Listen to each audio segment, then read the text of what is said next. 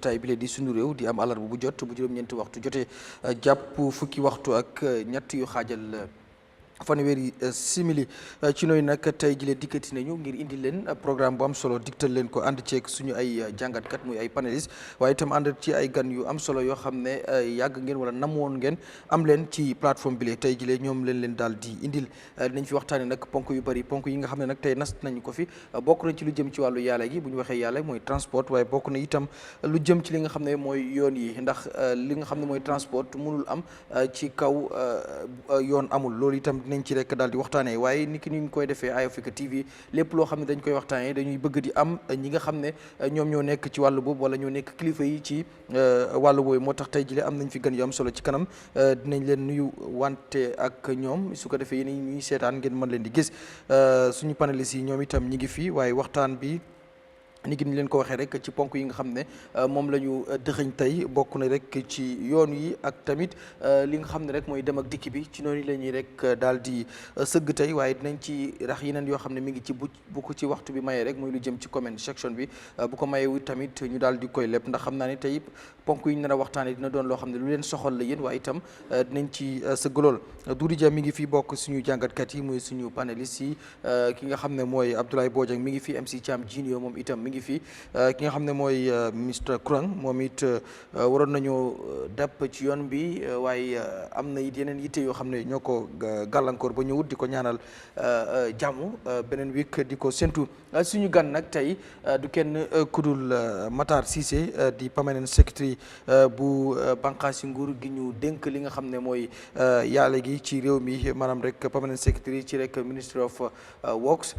moom foofu la jugee tey dinañ waxtaan ak moom ci lu bari ci wàllu boobu di am mbégte bu yaatu nag ci ñëw gu mu ñëw ndax itam nag tey jilee la jugee fu mu nekkoon waaye itam ngir rek fekkee ci li nga xam ne mooy waxtaan bi loolu itam faaw ñu wax ko ci keneen ki itam miin ngeen ko fii ci kër gi muy Omar Ceesay moom itam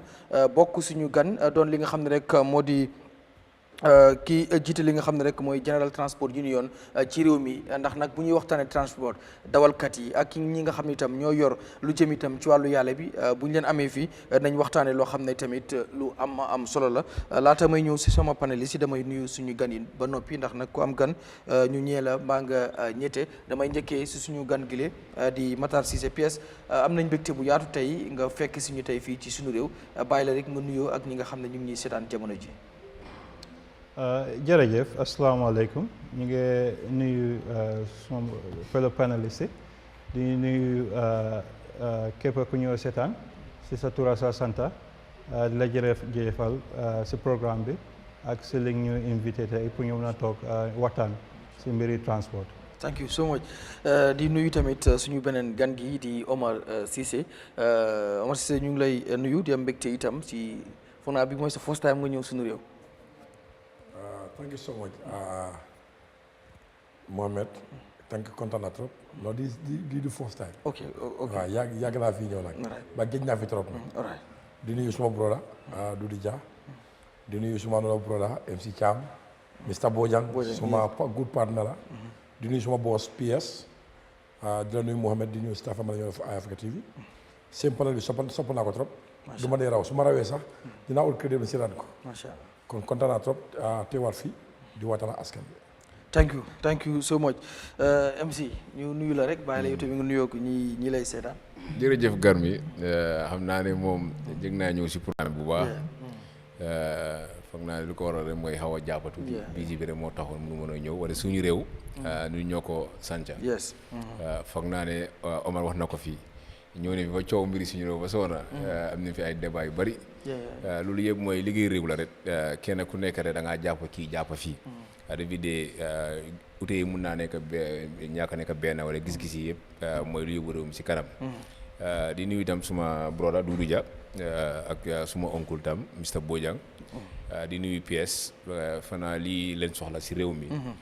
ñoom ñu xamante yi ñu ngi si government bi suñu leen ooy ñëw toog ñu waxtaan ñu bëri dee foog ne ñàpp programme bi daf dee bëri xëy na kenn ku nekk seen uti daf dee uti wala taxut lu ku nekk lu mu bëgg mooy yokkute réew la bëgg waaye da nga nekk si opposition bi o nga nekk si ruling party bi loo bëgg mooy réew mu dem si kanam so foog naa ne suñu amee ñoom seen maas yi ñoo xam ne ni yaa ngi koo jaaxle ni yaa ngi koo wax ñoom ñu nañ ko gën a mën a leeral askan bi last time ñu ngi ko doon expect fii wala dafa tukki woon foog naa waaw moo tax ñëwutoon waaw lii tam ñu ngi encourage tam ñoo xam ne tam ñu si government bi ñu ñëw di wax askan bi because tam dem toog office tam lu si ëppam mooy dégg naa rumeurs yi moo tax ñu bëri day am jaaxle si government bi bon su ñëwee di wax askan bi rek dinañ gën a lifin suma brother Omar moom tam dama ko dee jëw si gannaawam ma ne ku xam liggéeyam la foo ko oo si media du ko dee caaxaane xam na la mooy doole media dam dee kontaan trop si moom foo ko oo any plateforme boo ko oo noo nekk xale sax soo ko ooyee na waxaa yow so kon communication boobu dafa important si nit foog naa ñu bëri dañ ko war a roy because man yaaga naa toogaa moom si programme yu bëri fu nga xam ne yëpp waxtaan la peut-être ku professionnel si liggéeyam la moom mbiri politique bokkul si liggéeyam la nga koo laaj mu wax si jeexal na si wala ñu ngi koo gërëm bu baax di ko gën a encourage tam di gën a muy gën a engage media bi tam di wax ak Gambien si tam garmi tam maa laa gërëm bu baax di nuyu itam Gambie si nekk si réew mi ak si diaspora bi di la wan ne asalaamaaleykum mi ngoog jërëjëf MC Mr Bojang ñu nuyu la rek yow itam bàyyi la nga nuyoo ñuy seetaan waaw jërëjëf ñu ngi dalal suñu gan yi yëpp PS ak président Omar maa ngi nuyu Boda Doudou Dia MC Cham sa boppa ñuy seetaan home and abroad ñu ngi ñaan yàlla def jaama si dëkk bi ñu nekk si place yi njiit yi mu yombal leen ñu mun a yóbbu dëkk bi fu ñu ko bëgga nga xam ne loolu moo ñu ite ñun yëpp dëkk bi mun a dem it's always a pleasure to be on the show. Thank you Mr Dia. jërëjëf Garmi di am mbégte kontaante dellu siwaat fii la tur wuy na borom ne suñu réew moom ñun ñëpp am nañ ci cër am ci wàlla waaye di la gërëm di la sant yow mi nga xam ne yaa ne ci bopp bi pour lépp luñ fee waxtaanee si laajee tontu yi di nuyu suma naataango yi maasee ko si Mr Bojang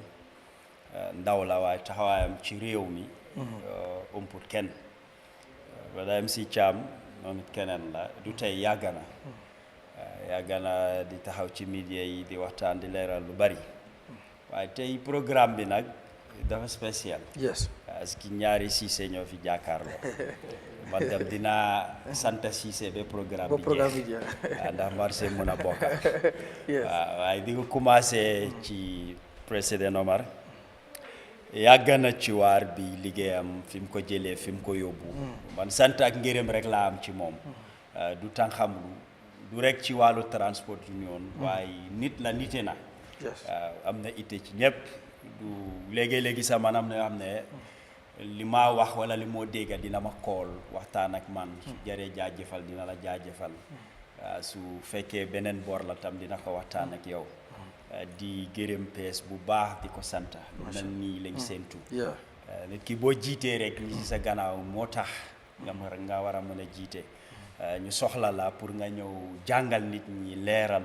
ci laaj ak tontu waxtaane lu bari lu am solo la na ñu bari dañ dee mun a daw media wala ragal ma ne loolu warut la tey suñ la doon tuumal ñoom ñeneen suñ ko déggee góom ko waaye soo ñëwee wax lu leer ku la dégg dina xam fan la dégg féetee kon lu mel ni dañ ko soxla ci ministère yi ñëw ci media bi di def ay waxtaan ndax nit ñi mun a jàngal ñu mun a xelu lu bare bari kon ma ngi ko jaajëfal di ko am mbégte daal si ñoo am fii ak teewaayam macha allah mi ngoog noonu la dañuy ñëw nag ci suñu waxtaan bi tey xam naa yàkkamti ngeen déggi ci suñu gan yi tey waxtaan bi ci wàllu transport la ak yoon yi itam Mr Ceesay ci yow lañ koy dooree dikk ci boo xoolee réew mi dëgg la am na yoon yoo xam ne ñi ngi baax ñi ngi kii waaye itam du ñàkk rawatina si nawet gi da ngay gis yoon yu ci bari yoo xam ne dafay nekk ci jafe-jafe ba tax sax dem ak dikk bi dafay am jafe-jafe yu bari da ngay gis tam ñu bari tam di ko jàmbat di ci bëgg saafara am na yoon yu bari xam naa bu ñuy dox ci kanam da ngeen gis yenn image yoo xam ne dinañ ko wane fii bokk na ci Coast Road ak yeneen yoo xam ne yoon yu doy waar la ñi léeg-léeg di xool dañuy wax ne yoon yi bi ñu leen di defeer du yàgg boobu noonu waaye xëy na am na ñuy wax waxi quality bi am na ñuy wax yi ñuy jox contract bi yu ci bari nit ñi dañ koy jox balaa ñu ñëw ci loolu yëpp xëy na du ñàkk dina am loo ci addu ci melokaanu yoon yi rawatina bu nawet xasee jot da nga gis am ñoo xam ne dañ lay wax ne su nawet xasee jot daf may jaral ma bàyyi sama oto sax di fay paas ndax melakaanu yoon yi léeg-léeg sax ñu yokk paas yi ngir nu mu yoon yi mel ci barab yi nga xam ne nit ñi dañ fay bëgg di dem. waaw jërëjëf Mohamed maa ngi la gërëm si laaj boobu noonu waaye bala ma see dugg ma jos leeral pour yëfi ministre bi pour ñun la mooy suñ taxawaay ak suñ liggéey ministre bi ñetti portfolio la amee benn mooy transport bi nag façon yi transport bu nekk la muy pour yëfi yoon yi pour yëfi aéroport bi ak pour yëfi port bi so da nga gis ne si yëfi transport ministre bi moo dee taxawal gouvernement bi ñun ñoo dee set li nga ooyee policy bi loolu mooy pour wane ne banxaasi gouvernement bi nga xam ne mooy defar framework bi pour wane ne lii lañ bëgg a def ak nii lañ ko bëgg a defee loolu nag suñ ko defee ñu taxawal ko loolu moo dee dollil agency yi ak institutions yi nga xam ne ñoo nekk suñu ron comme ay Port Authority, National Road Authority, Civil Aviation, Gambia Maritime Agency ñi ñëpp suñu ron lañ nekk so suñ defaree government framework bi de ñoom ñu def the operations and the implementation so noonu la dee demee pour yëfi mbiri transport bi suñ jógee ko foofu noonu ñu ngi amee li ñu dee ooyee works mooy public works mooy basically li ñu dee ooyee government buildings xam nga amoon na time amoon nañ li ñu daan ooyee PWD Public Works Department da ngaa gis ne tabaxi gouvernement bi yëpp ñoom ñoo ko amee woon daanaka muy ay even hôpital ay school ay offices yëpp la gaa yi daan def so daanaka département bi boobu noonu dañ ko absorbé si ministre bi loolu moo tax ñu amee di works portfolio so dañ dee liggéey ay yeneen ministries for example yeneen suñuy bill xëy na ñu ngi bill university ñu liggéey education ou ñu ngi bill hospital ñu liggéey health or even suñuy bill embassy sax ñu liggéey foreign affairs so lii yëpp liggéey la mu nga xam ne ñun tamit bokk nañ si ñu am nañ si taxawaay infrastructure bi nag mooy any infrastructure because xam nga infrastructure nag dafa yaatu infrastructure mun naa nekk drainage infrastructure mun naa nekk xam nga any type of infrastructure because infrastructure dara la lu nga xam ne su fekkee ne am na dara lu nga xam ne soxla na for exemple nga soxla ñun xam ne ñëpp xam nañ ne Gambia bi dafa xaajala si ñaar because of river Gambia bi so daanaka comme bridges yi ñu dee liggéey comme yëfi drainage issues yi ñu dee am si combo bi yëfi yoon bi government dafa am plan bi mooy mu ngi si national development plan bi mooy ne am na target bi nga xam ne government am na yoon yu ñu bëgg a build target bi mooy 1200 kilometers of roads within a project cycle daanaka si loolu noonu liggéeyagum nañ si 600 kilometers ñu ngi amee project yi nga xam ne is almost 400 kilometers yi nga xam ne are also in progress so loolu mooy programme yi nga xam ne ñun daanaka si mbiru gouvernement ñoo ko soxa ñun ñoo ko taxawaay ñoo dee work with NRA Road Authority pour ñoom ñoo dee oversee project bi because ñoom ñooy operational arm of the ministry so ñun suñ taxawaay yi mooy pour make sure ne project bi suñ ko taxawal jaar na nu mu war a jaaree in terms of project design project procurement bi ak also implementation bi and then hand over bi waaye day to day operations yi National Road Authority ñoom ñoo dee amee loolu noonu su suñu wàlla yoon yi nag Gambia soxla na yoon because daanaka yoon yu bëri yi nga xam ne jotoon nañ ko defar ñu ngay yaaxu because yoon dafa am lu ñu def ooyee life cycle because yoon soo ko dee tabax daanaka da nga ko dee nga am design life pour nga ne yoon bi maa ngi ko build waaye bëgg naa pour mu am at least benn 25-30 years waaye loolu dafa am lu mu àndal dafa mel ni nga sampa tabax building xam nga soo ko tabaxee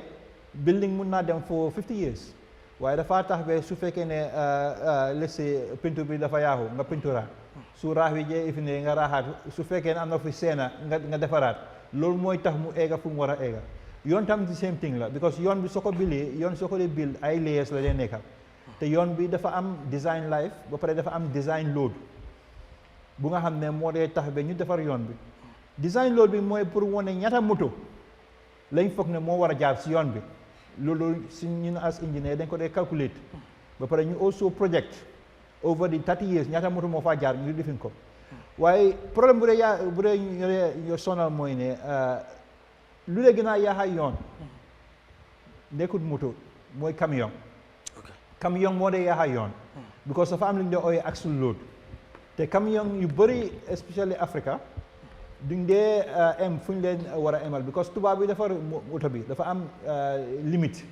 bu mu wan ne moom nga war a enu whether passenger la o whether yaa ngi enu ay bagage o loo mun di enu waaye ñun nag dañ dee abuse loolu noonu te loolu mooy tax ba suñu yoon yi suñ ko designé dafay tax ba yoon yi dañ dee gën a gaaw a yaaxu loolu bokk na si even ay within ECOWAS sax CEDEAO gars yi nga amee protocole bu nga xam ne si ECOWAS yëpp ñoo ko taxawal pour make sure ne léegi dañoo bugg di measure axle loading because biñ calculé si Afrique yoon yu nekk di yaaxu ak lu nga xam ne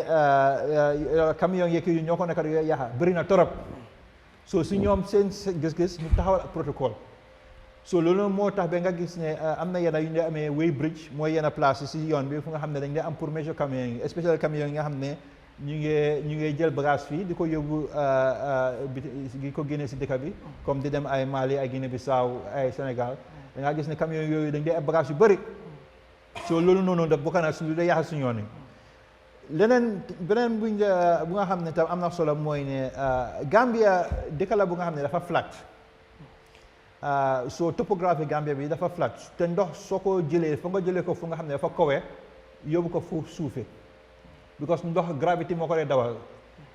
so da ngaa gis ne problème bu dee loolu ici mooy soo dee defar yoon yi pour defar drainage système bi drainage bi soo ko defaree dafa war a am outfall pour wane ndox bi soo ko jëlee place dafa am fu moo war a génn comme soo dee si gisee Banjul yoon yëpp ndox bi daf dee dugg si drainage système bi den daf dee dem si fu ñu dee ooyee bon polder bi foofu dafa mel ni daanaka bucket la bu nga xam ne moo dee téye ndox yi Banjul bi den su paree nga amee pompe bu ko dee pompé jógee ko bon polder bi génne ko si géej bi waaye xam nga sooy pompe ndox di ko génne si géej bi dafa am lu ñu dee ooyee low tide ak high tide when is high tide mun loo jëlee ndox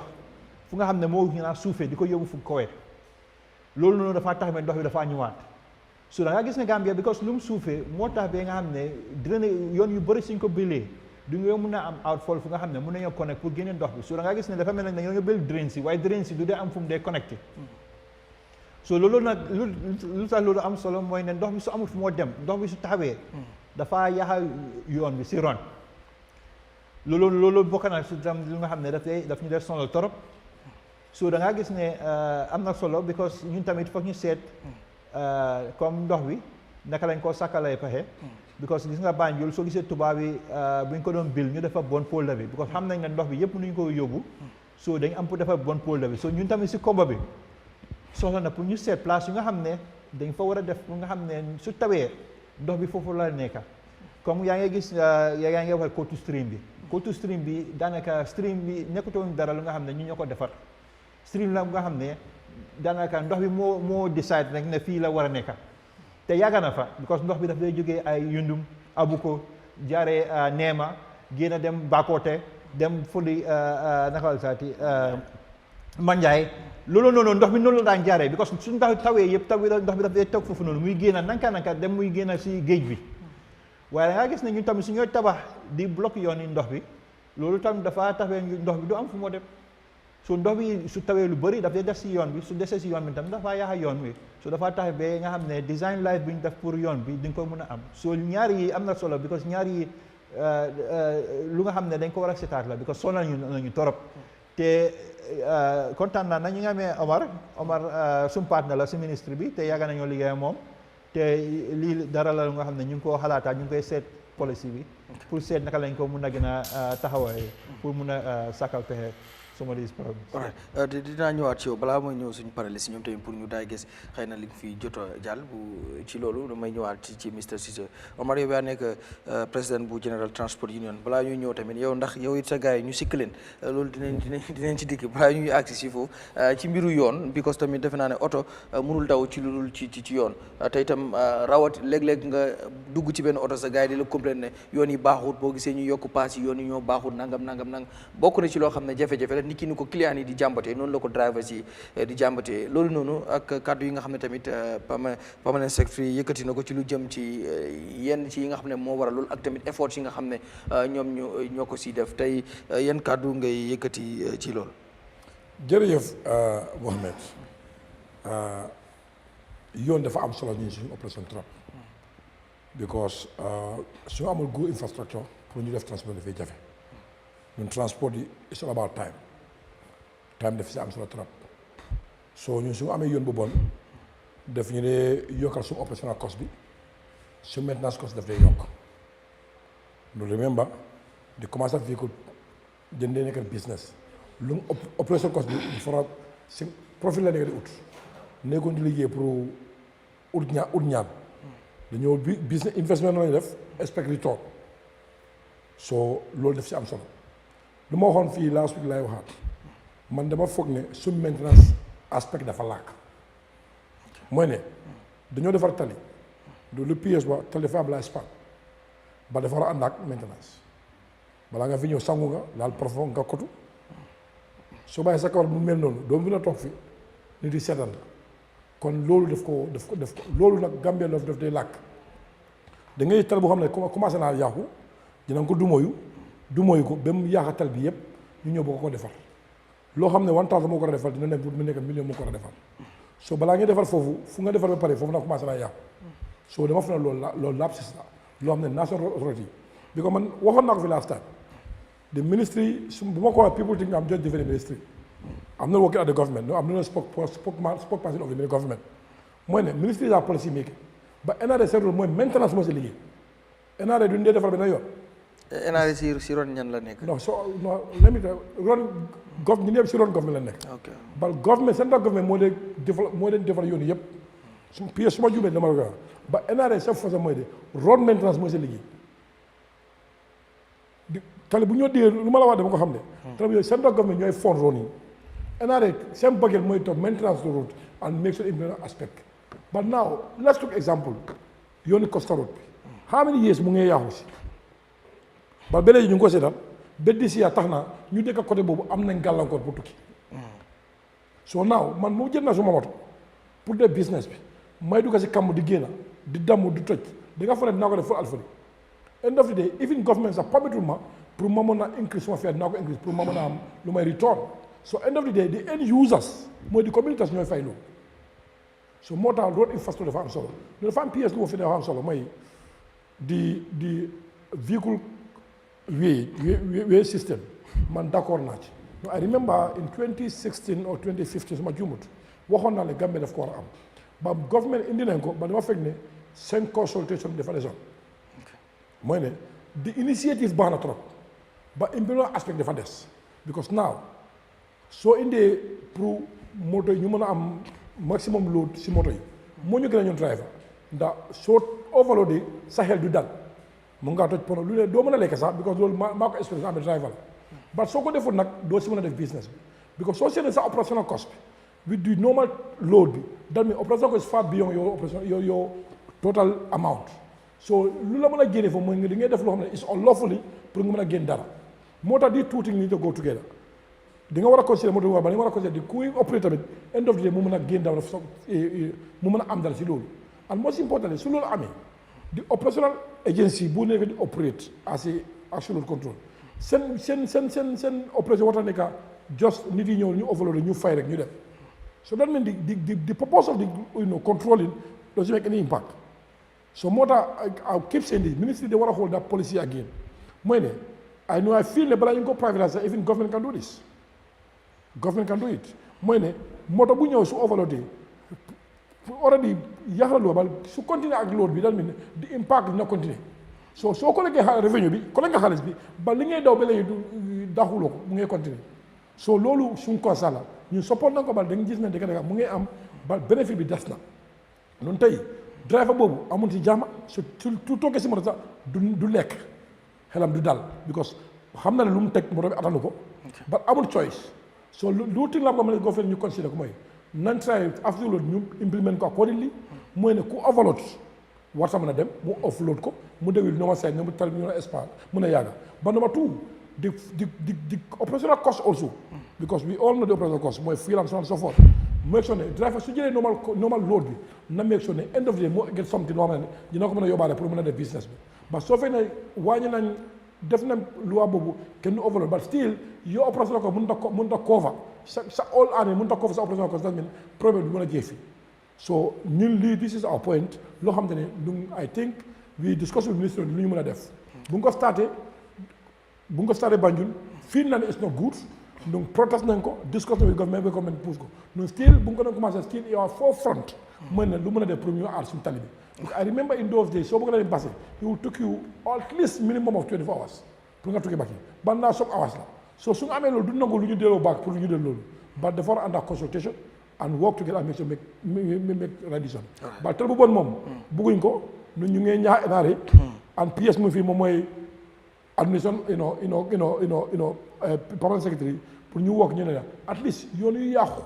Balan next year nawet. New defarko because they so don't have Haima during that is nyata millions more nyak from the individual's pocket. Nyata moto mo ya aussi yon nyata moto ñoo jël ndox. I think it's right time you discuss as a team ñu mëna pour next year at least impact mëna wañeku because lolu le verrol Gambians. jërëjëf mi ngo ma ñëw si MC comme lu ñu wax rek mbiru yoon moom lu ñu yàgg a wax la defe naa waxtaane nañ ko fi ay yoon waaye xëy na tey am nañ fi ñenn ñoo xam ne jógee nañ ci barab yu mel noonu dama lay bàyyi rek PS am na lu mu jot a rotal bu fekkee tamit yow am na leen loo xam ne bëgg nga wax moom it mu déggu xëy na dina ci tontu ndax lu ngeen di wax du ñàkk moom dina ko bind wala mu bàyyi ko xel pour su war a jëlaat kàddu. jërëjëf Garmi foog naa ne mbiri yoon moom loolu ñëpp si war a wax. Last time waxoon nañ ko fii nekk na nga xam ne problème Gambien si la bu baax fu la yoon fu mu la war a dem place benn 10 or 15 minutes mu jël la 1 hour loolu gis nañ ko fii li si ëpp sax mooy jamono nawet peut être problème nga xam ne ñu ngi ko am Gambia mooy mun ngaa liggéey yoon si at bi nga toog benn 2 years yoon bi yaaxu so loolu yëpp foog naa ne government war nañ doo di bàyyi xel contractors si tam ak tam ñu doo di supervise liggéey bi because nit ki doo ko jox liggéey rek ña qualité bi nga xam ne moom nga war a liggéey yoon bi moom ña mun na koo wàññam lu si waral mooy li problème bi mooy kit baag te bëri trop si liggéey yi because si nekkee ne yoon bi mu war a cost ña benn 20 millions yow da nga koo bëgg a dog bi def ko benn 5 millions liggéey li si ëppam mooy yoon yi comme jamono campagne xam nga élection ñëw na kenn ku nekk yaa ngi taf yëngal waaw yaa ngi bëgg a gëmloo askan bi ne peut nga pour liggéey fast living ko rek loolu bëri woon na fi so foog naa ne nguur bi war nañ doo di xoolaat area boobu because tey soo xoolee NRA amaan bu gaa yi wax loolu la gaa yi spend pour maintenance of road dafa bëri so war am na nooy liggéey yoon bi 700 million something like that la loolu la gaa yi spend pour maintenance yoon waaw maintenance road si waaw one of their reports so su nekkee ne yaa ngi xool amaan bu nga xam ne yaa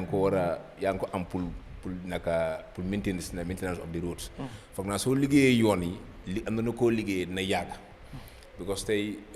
mun loo liggéey yoon si benn 3 or 4 years mu yaaxu nga war a ñëw di war ko maintenance loolu gis nañ ko fi so foog naa government bi li nga war a def mooy li nga war di xool ñen lañu jox contract si ak la am neen quality bi la am neen matériel si pour war a liggéey yoon yooyu li si ëpp mooy xëy na contract yi ñoo ko dee jox mooy xëy na suma xarit la politique yi mu ngi maa dimbali si politique xaaral ma jox ko contract bi suma pare dam na am fu maa jàppale xëy na si mbiri tiisaar o mbiri campagne yooyu yëpp ngi am so yëpp dañ ko di xool wala di nekk dañ ko di jaare si due process so da ngaa gis ne si ñëwee si driver itam comme ni ko Ceesay waxee Omar because tam driver bi tam so comme kaay ni yoon yi xam nga tam su nekkee ne dafa il faut mu yokk price bi dafa fii laa ne mun naa dugal léegi suma moto bi yaaxu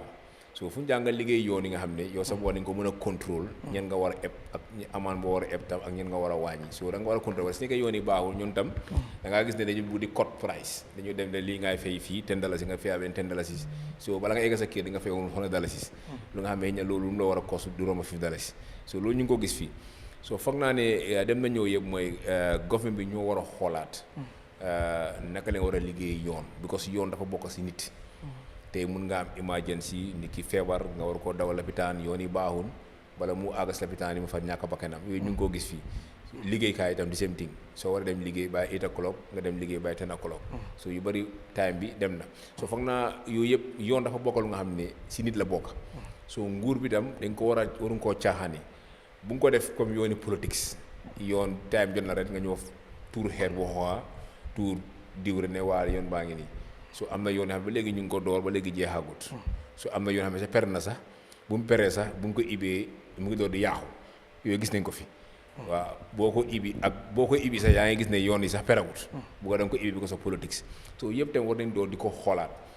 waaw pour gis ne tam area boobu because xaalis booy spend pour liggéey yoon war ko maintenance loolu yëpp soo ko liggéeyee mu am mu nekk di quality solo loolu ñu waat si benn at ñaari at nga leen ko maintenance kon loolu contract bi peut tam il faut tam gars yi am contrat bi dafa war a nekk si agreement ne yoon bi di nga ko liggéey si juróomi at ba si juróomi at bi tam suñu gisee li nga xam ne mu ngi yaaxu tam yow contract bi yaa ko war a liggéeyaat because lii leen soxla li war a ñu fay la boobu mun loo liggéey yoon bi nga xam ne yow soo boo yaa ngi ko ibi xam nga ne yoon bi baaxut gis nga Jammeh ak loo munti wax si moom dafa am lu da nga ko nangul sometimes moom mooy ñëw sax di xool yoon yi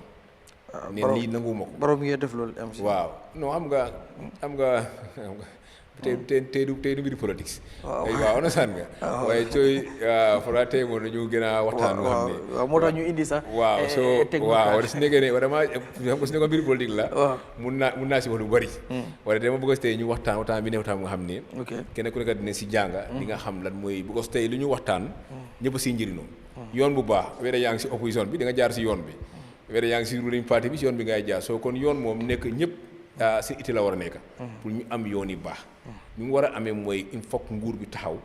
ak local government bi tam council si tam am na yoon xam ne council ñoo ko war a liggéey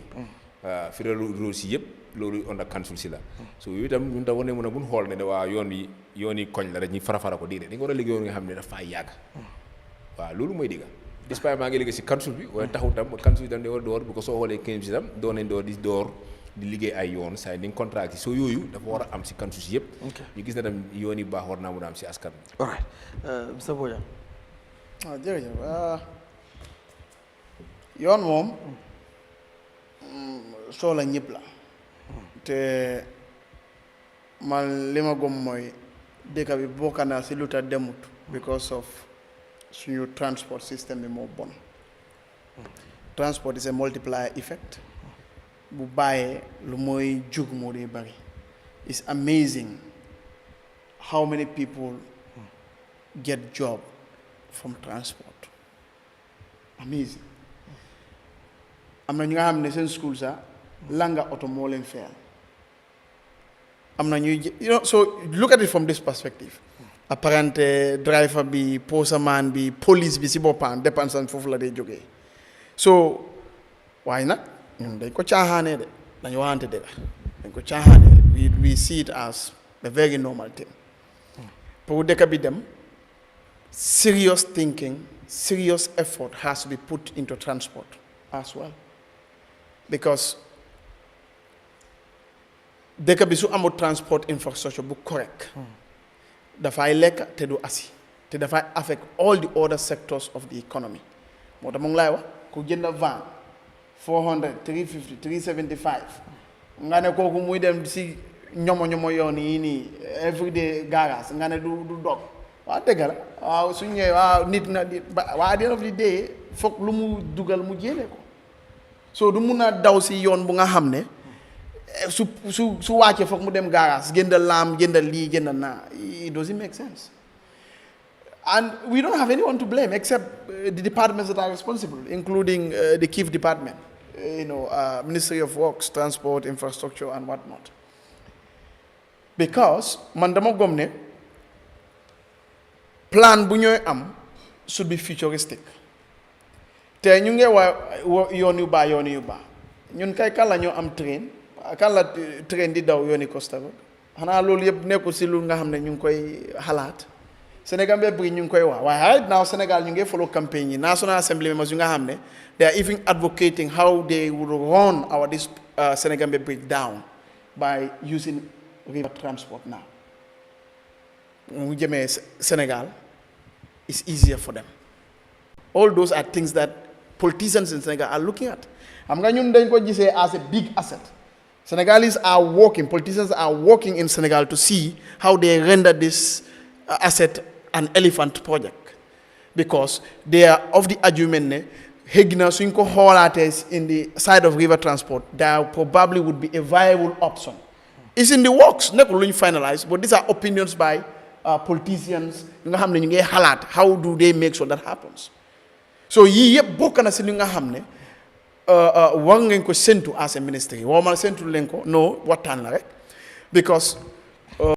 otherwise da ngeen ay spend a lot of money in certain projects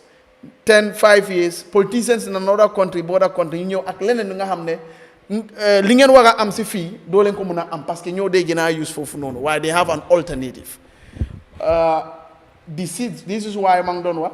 xoolal jam ñaaño kañ la Sénégal Gambia war nañ commencé di xalaat how do we go around things we need to think moo tax ku wax Gambia amut natural resources dama dee ree sometimes government officers sax ñu ne ñu amuñ xaalis dama dee ree amul xaalis bu ëppa sa brain boobu mooy sa first natural resource boo ñàkkee boobu rek jàkka nga boo loo mun di am is nothing and I think that is lacking in this country people don't want to use their minds thinking a lot people don't do deep thinking in this country ñu ngi waxtaan ko du war ko suñ ko defaree nii sax let me tell you in next 15-20 years nit ñi dañoo xat bu nga xam ne mooy loolu lu tax waaye nguur bi la de mu ngi wax affaire yi yooni ndox kan moo joxee permit nit ñi sampa fu ñu sampa kan moo joxee permit boobu noonu du nguur bi why do you give permit to people on why so this is it comes to that man moo tax man xalaatewu ma sax wari Costa Road bi bu ñu koy kalankala kon bu nga xam ne man soo ma dogalee ñetti yoon feesal naa boobu noonu Costa Road nu mooy ñëwee nii even soo ko defaree du amaati njëriñ bu baax te it's going to stall our development so it still comes back road tax fan la dee dem bu ñu dee fay ak ñaata la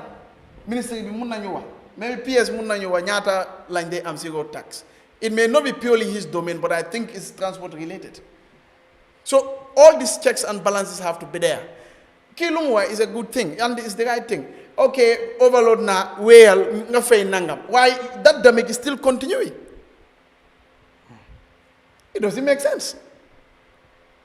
so loolu mooy dëgg bi the way we do our jobs in this country is not very good again man li ma gëm mooy man su ma doon let's say the earlier politicians dëkk da ngay xool li nga soxla in next 20 25 30 50 100 years génnee fii ndey am 100 Gambians ñooñu yëpp engineering road construction la ñoo dem study génne leen fi yëpp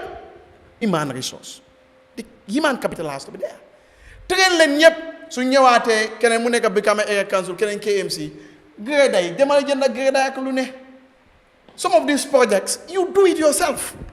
it will lessen the cost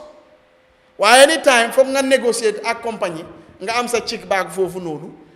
it doesn't make any sense so nguur da ngay xool what do we need in 50 years that is thinking that's right thinking not 5 years bu ñëw 10 years bu ñëw no you are very selfish sooy def loolu because yow li nga nekk di xalaat mooy yow sa time what about sa doom yi ak ñooñu seen doom yi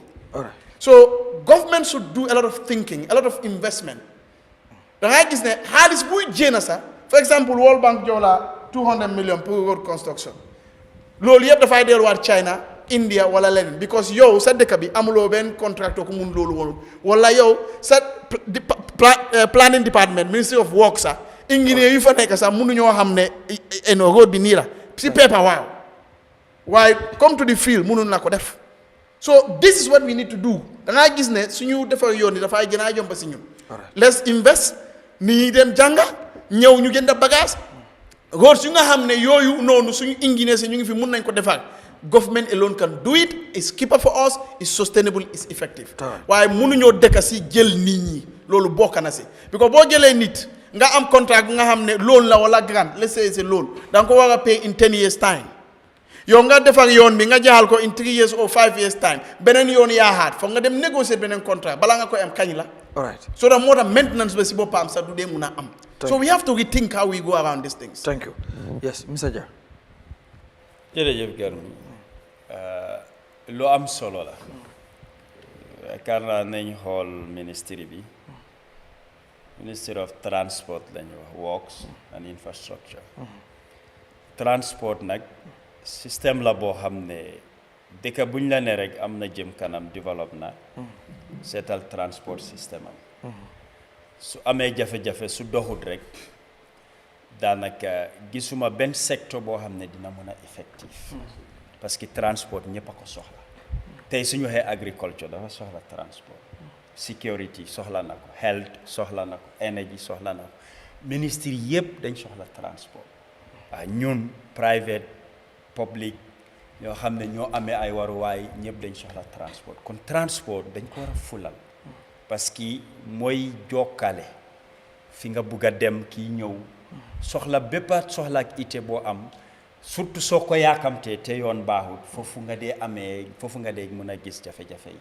léegi nag ñu ngi wax rek ci li nga xam ne mooy operational cost ak kii lim cee am waaye it's way beyond that économie bi ci boppam dafa sukkandiku ci transport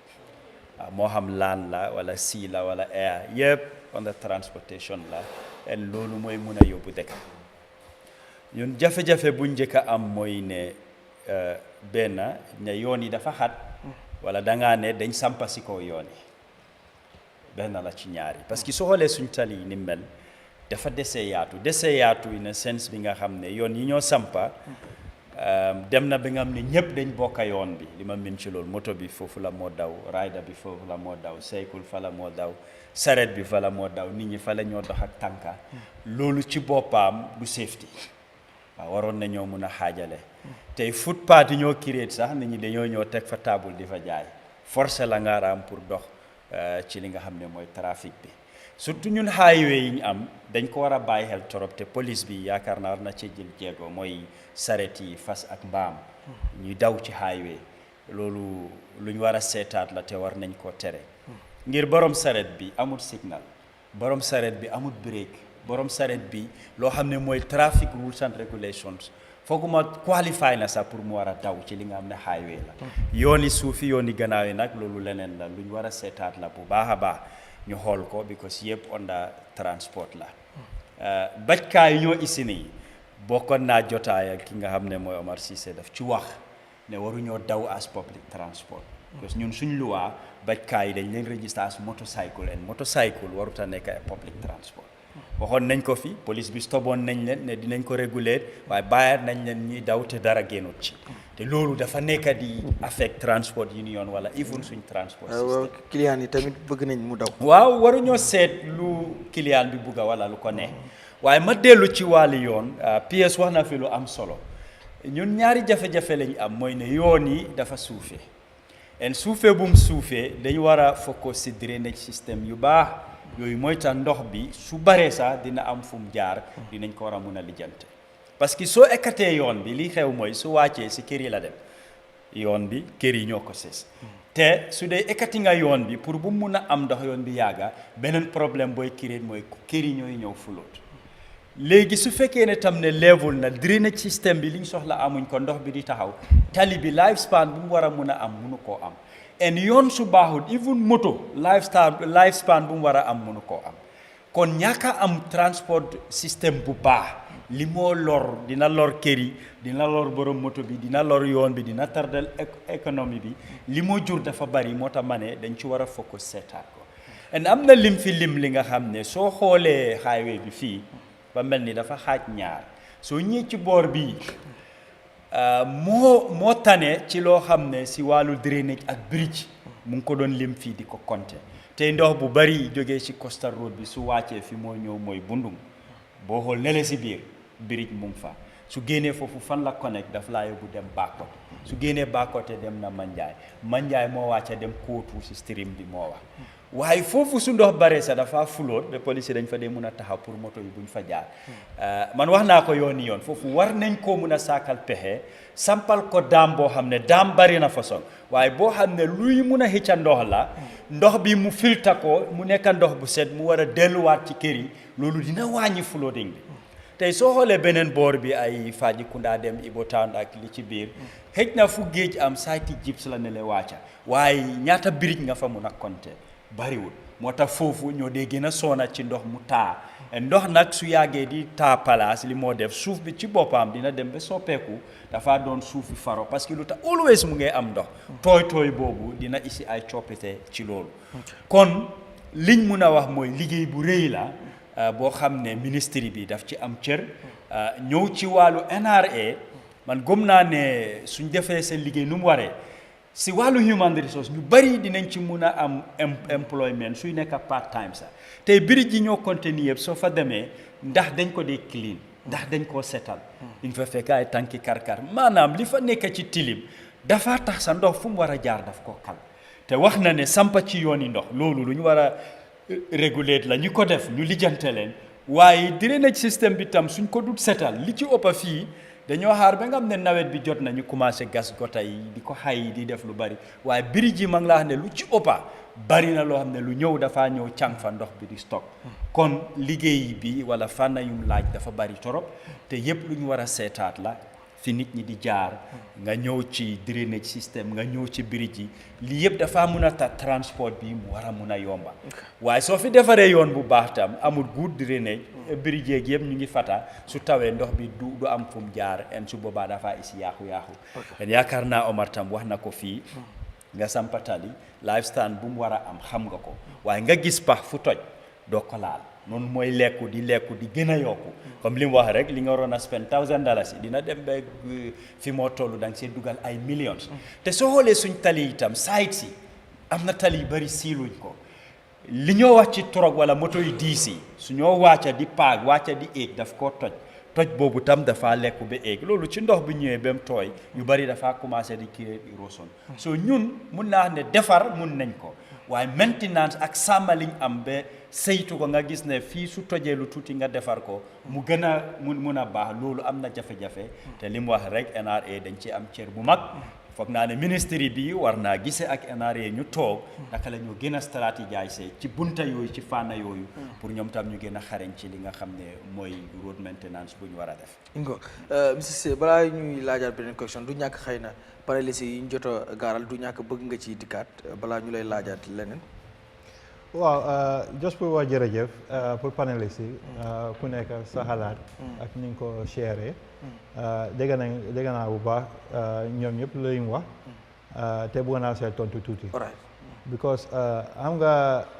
yéen yi dama lay wax ne Gambia dañ dee am this misnotion mooy ne there is no solution bu nga xam ne is 100% proof amut système bu nga xam ne moom rek la amut système bu nekk da nga ko adapt to your environment te man dama lay wax ne xam nga Africa soo gisee Africa ak Asia soo ñu seetee ñun ñëpp we had independence around the same time waaye Asia soo gisee ñu raw ñun dañu day jox système la ñu jël rek teg ne système bii la Asia dañoo am système ñu ne ban système moo gën pour ñun luñ soxla ñu seet ñu adapt ko ñu use système boobu Malaysia Singapore China even Vietnam mu nga xam ne barke ñu bari dañoo seet système ñu study système ñu seet la mooy advantage ak disadvantage système nga adapt ko tu yow la nga soxla sa dëkka nga use ko loolu lu very am ifin because dama ku nekk am nga xalaat ku nekk am nga loo ifin because man yàlla demee na ma bil naa yoon Angleterre over 15 years bil naa yoon Canada 5 years so xam naa naka la ñoo bildee yoon outside Gambia ak the quality of roads that we want waaye soo gisee Gambia there are some problems and challenges yi nga xam ne is unique to Gambia that we also need to understand and make sure ne solution bu ñëw create we work towards that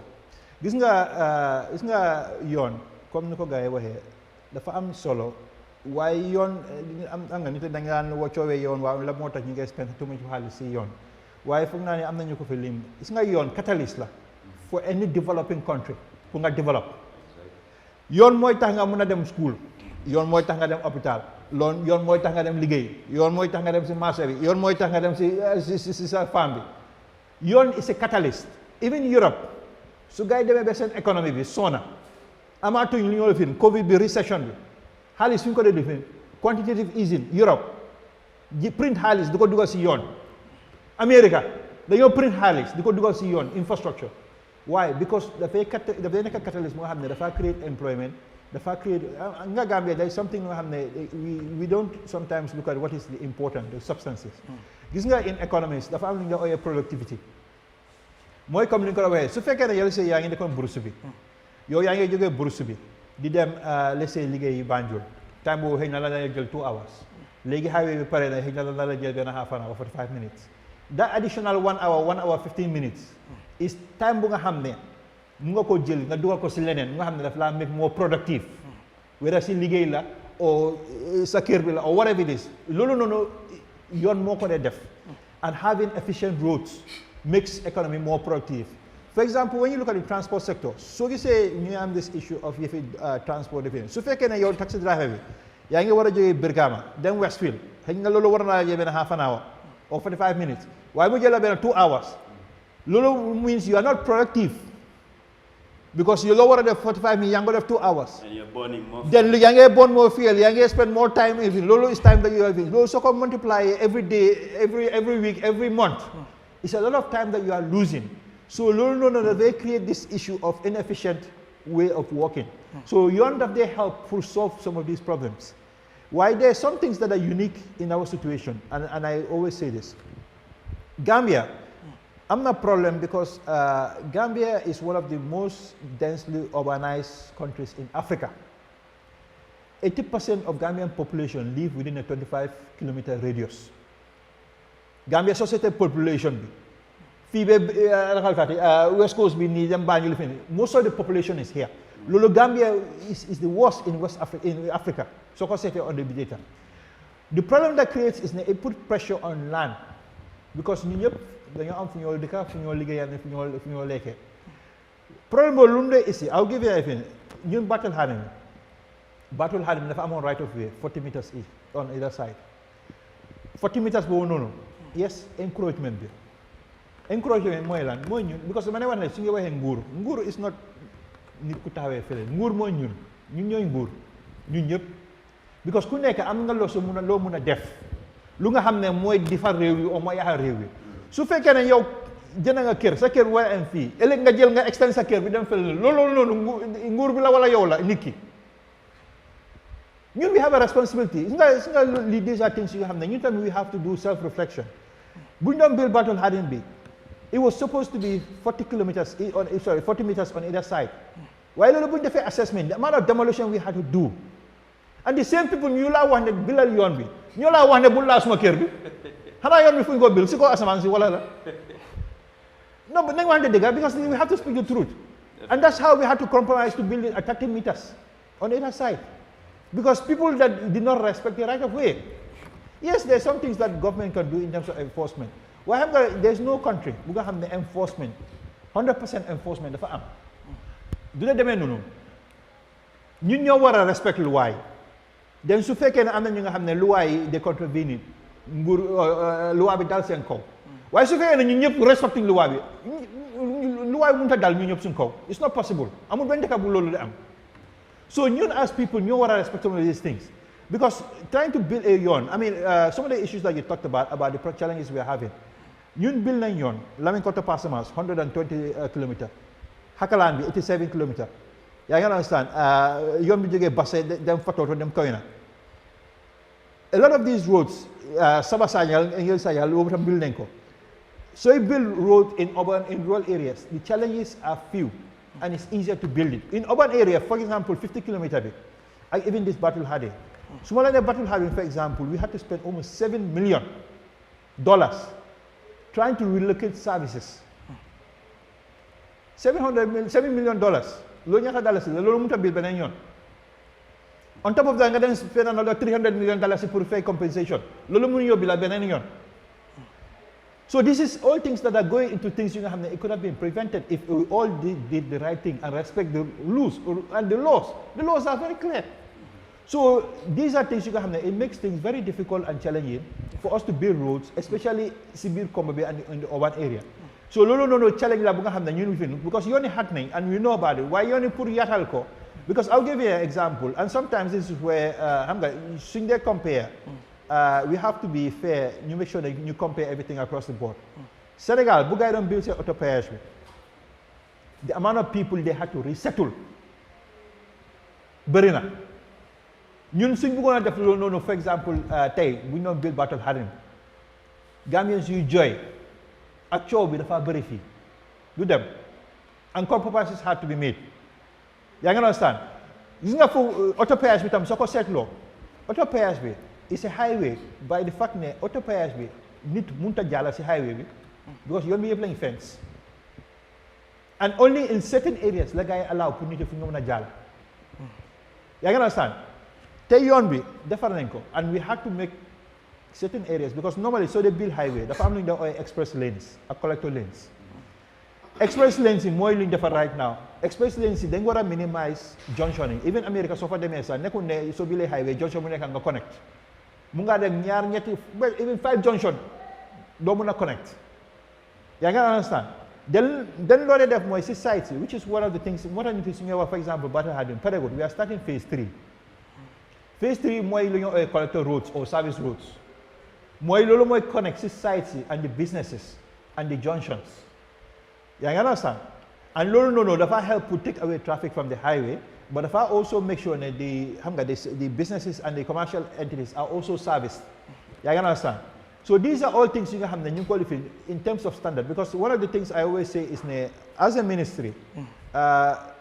we have to also understand that there's a legacy issue because even with the government am na things you nga xam ne ñu ngi ko doon def in the previous government why it was not right ministry bi bu ñëwee one of the things that we had to look at is that even though we are Ministry of Transport I'm in transport department in the ministry that transport department was created for the first time in history of the whole country in I think we did that around 2019 2020 lañ soog a am transport department in Gambia because even though how important transport is to this country the other thing that we are doing is that transport is what you call multi-modal gis nga transport amul boundaries nekkul ne for example man dama dugal taxi dama ne KMC la taxi bi di stop waaye man maa ngi war a dem West Coast so dama war a wàcc si KMC border bi taxi transport doesn't work that way transport dafay cross across boundaries so transport dafa war a connect from A to B yow fan ngaa jógee ak fan ngaa dem so for example one of the things that we looked at is ne okay yaa ngi amee road transport moom foog naa am na ko doon wax ne Gambia we talk about assets the biggest asset that we have and it's underutilized is the river Gambia so for example how do we connect the road to the river and currently there is a study going on to look at revitalizing river Gambia that's another policy initiative that we have because for example su fekkee ne all these trucks that are going down the south bank going to Basse can use the river no will make the road last longer it will remove congestion and it would be more economical to do that. So as a ministry, we are saying, okay, how can we take some vehicles off the road and use the river? So we are looking at that. Another connection is the airport, because airport is another, for example, Gambia, when we used to export, Gambia, we had the luxury before, they export vegetables, flowers, because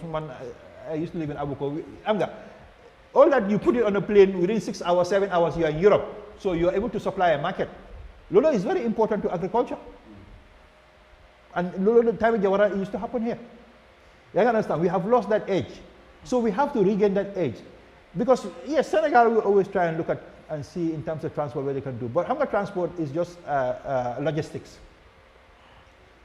So you say Trans-Gambia Minekafa is because it's shorter and it's more efficient. I mean, so we time we not close bridge. They not weary. So you're not I'm not for guy when I'm weary. Why would that never continue? It's not economical and it's not logistically more. It's not efficient. You can understand. River is even bridge is an asset because I'm not longer it's another asset that we have. It's not about more location in any real estate in this world. Location. Gambia am location. Gambia Sifum Neka Sibi Senegal is a strategic location. From a transport perspective. Even when you talk about, for example, southern Senegal, pour jëlee ñangi ci container yi ko Dakar jëlé ko Dakar drive ko nga jaar Trans-Gambia ba Elfin lolu no compare nga jëlé container ici ko Banjul jëlé ko Banjul drive ko yobu ko southern Senegal you cannot compare the efficiencies there. It's just that because we had some challenges and these are inherited challenges. For example, port bridge, challenge me, I'm saying port bridge, we know about it. And that's what I'm saying to you, when you look at transport, you have to look at it holistically, which is why government is pushing now to have the new deep sea port in Sanya, to make sure we don't just have one port, but we have two that we can operate. And that makes it more efficient. Because once you are competitive in transport, people will come. That's just how it works. So I think that is something that is very important, and I think that as a ministry, there are some things that we are doing. Like I say, Department of Transport, we have set it up. We are looking at how we connect land transport, sea transport, and air transport together in terms of connections. And then the other thing that we are also doing is that in terms of, for example, the roads, yes, some of the quality of the roads can be questionable. Wow, no, again, you have raised it, which is fair. I think it's right. Hanga road construction, the fair. Because they wanted to get road construction, lu si dem, amun coffee. Basal be amun coffee. Cement be amun coffee. Hanga, a lot of things, lu fi am moy hair. Why even hair bi sometimes am na yela quality hair yi nga xamne ay place so fa demé quality hair bi baaxut ñun loolu daf ñoy dal suñu bil yoon ay caravane yoy non sometimes even pour am souf caravane sax problème la ya nga understand so dafa mel ne the things that go into road construction a lot of it amuñ ko so lolo means ni you're having to get it from somewhere makes it very expensive but Senegal dañ am basalt readily available basal ba lang ko jëlee Sénégal ba ko di ko transport ba pare looy fay douane and everything else ba ko is fini the cost that you end up here and how you compare to Senegal is not the same so what they can do per kilometer is not the same what we can do per kilometer that's just the reality so it's expensive and sometimes yes because we want to do more with less we end up having to see how we can obviously do some of these adaptations while you as a ministry and working with NRA one of the things we have tasked them is to come up with a road standard because even though you get billion in Gambia, but we don't have a Gambian road design standard. A lot of the times, challenge is the UK standard, American standard, Chinese standard. But we need to have our own standard that works for what we need in Gambia. So that's another thing that we are working with NRA to make sure we have standard. The other thing that we are working with NRA to do is in order to do proper maintenance, you have to have what we call asset inventory. Bala nga maintain dafa fekk nga xam sa yoon yi fan la nekk ak yan yoon yi ban condition lañ nekk nañ waxante dëgg tey a lot of us nañ drive si yoon yi de waaye ñu bëri soo leen laajoon fan la there is no comprehensive database bu nga xam ne ñu ne yoon yëpp fii lañ nekk and these are the type of roads there and condition bi la nekk and loolu noonu is what we are actually NRA are making progress on it because you need to have that condition because soo bëggee def proper asset management from every year or every 2 years nga dem si yoon yi yëpp nga check seen condition these are in critical condition and this is where you focus your intervention. Why Gambia unfortunately at the moment what happens is that nita ñëw la so yoon bi baaxul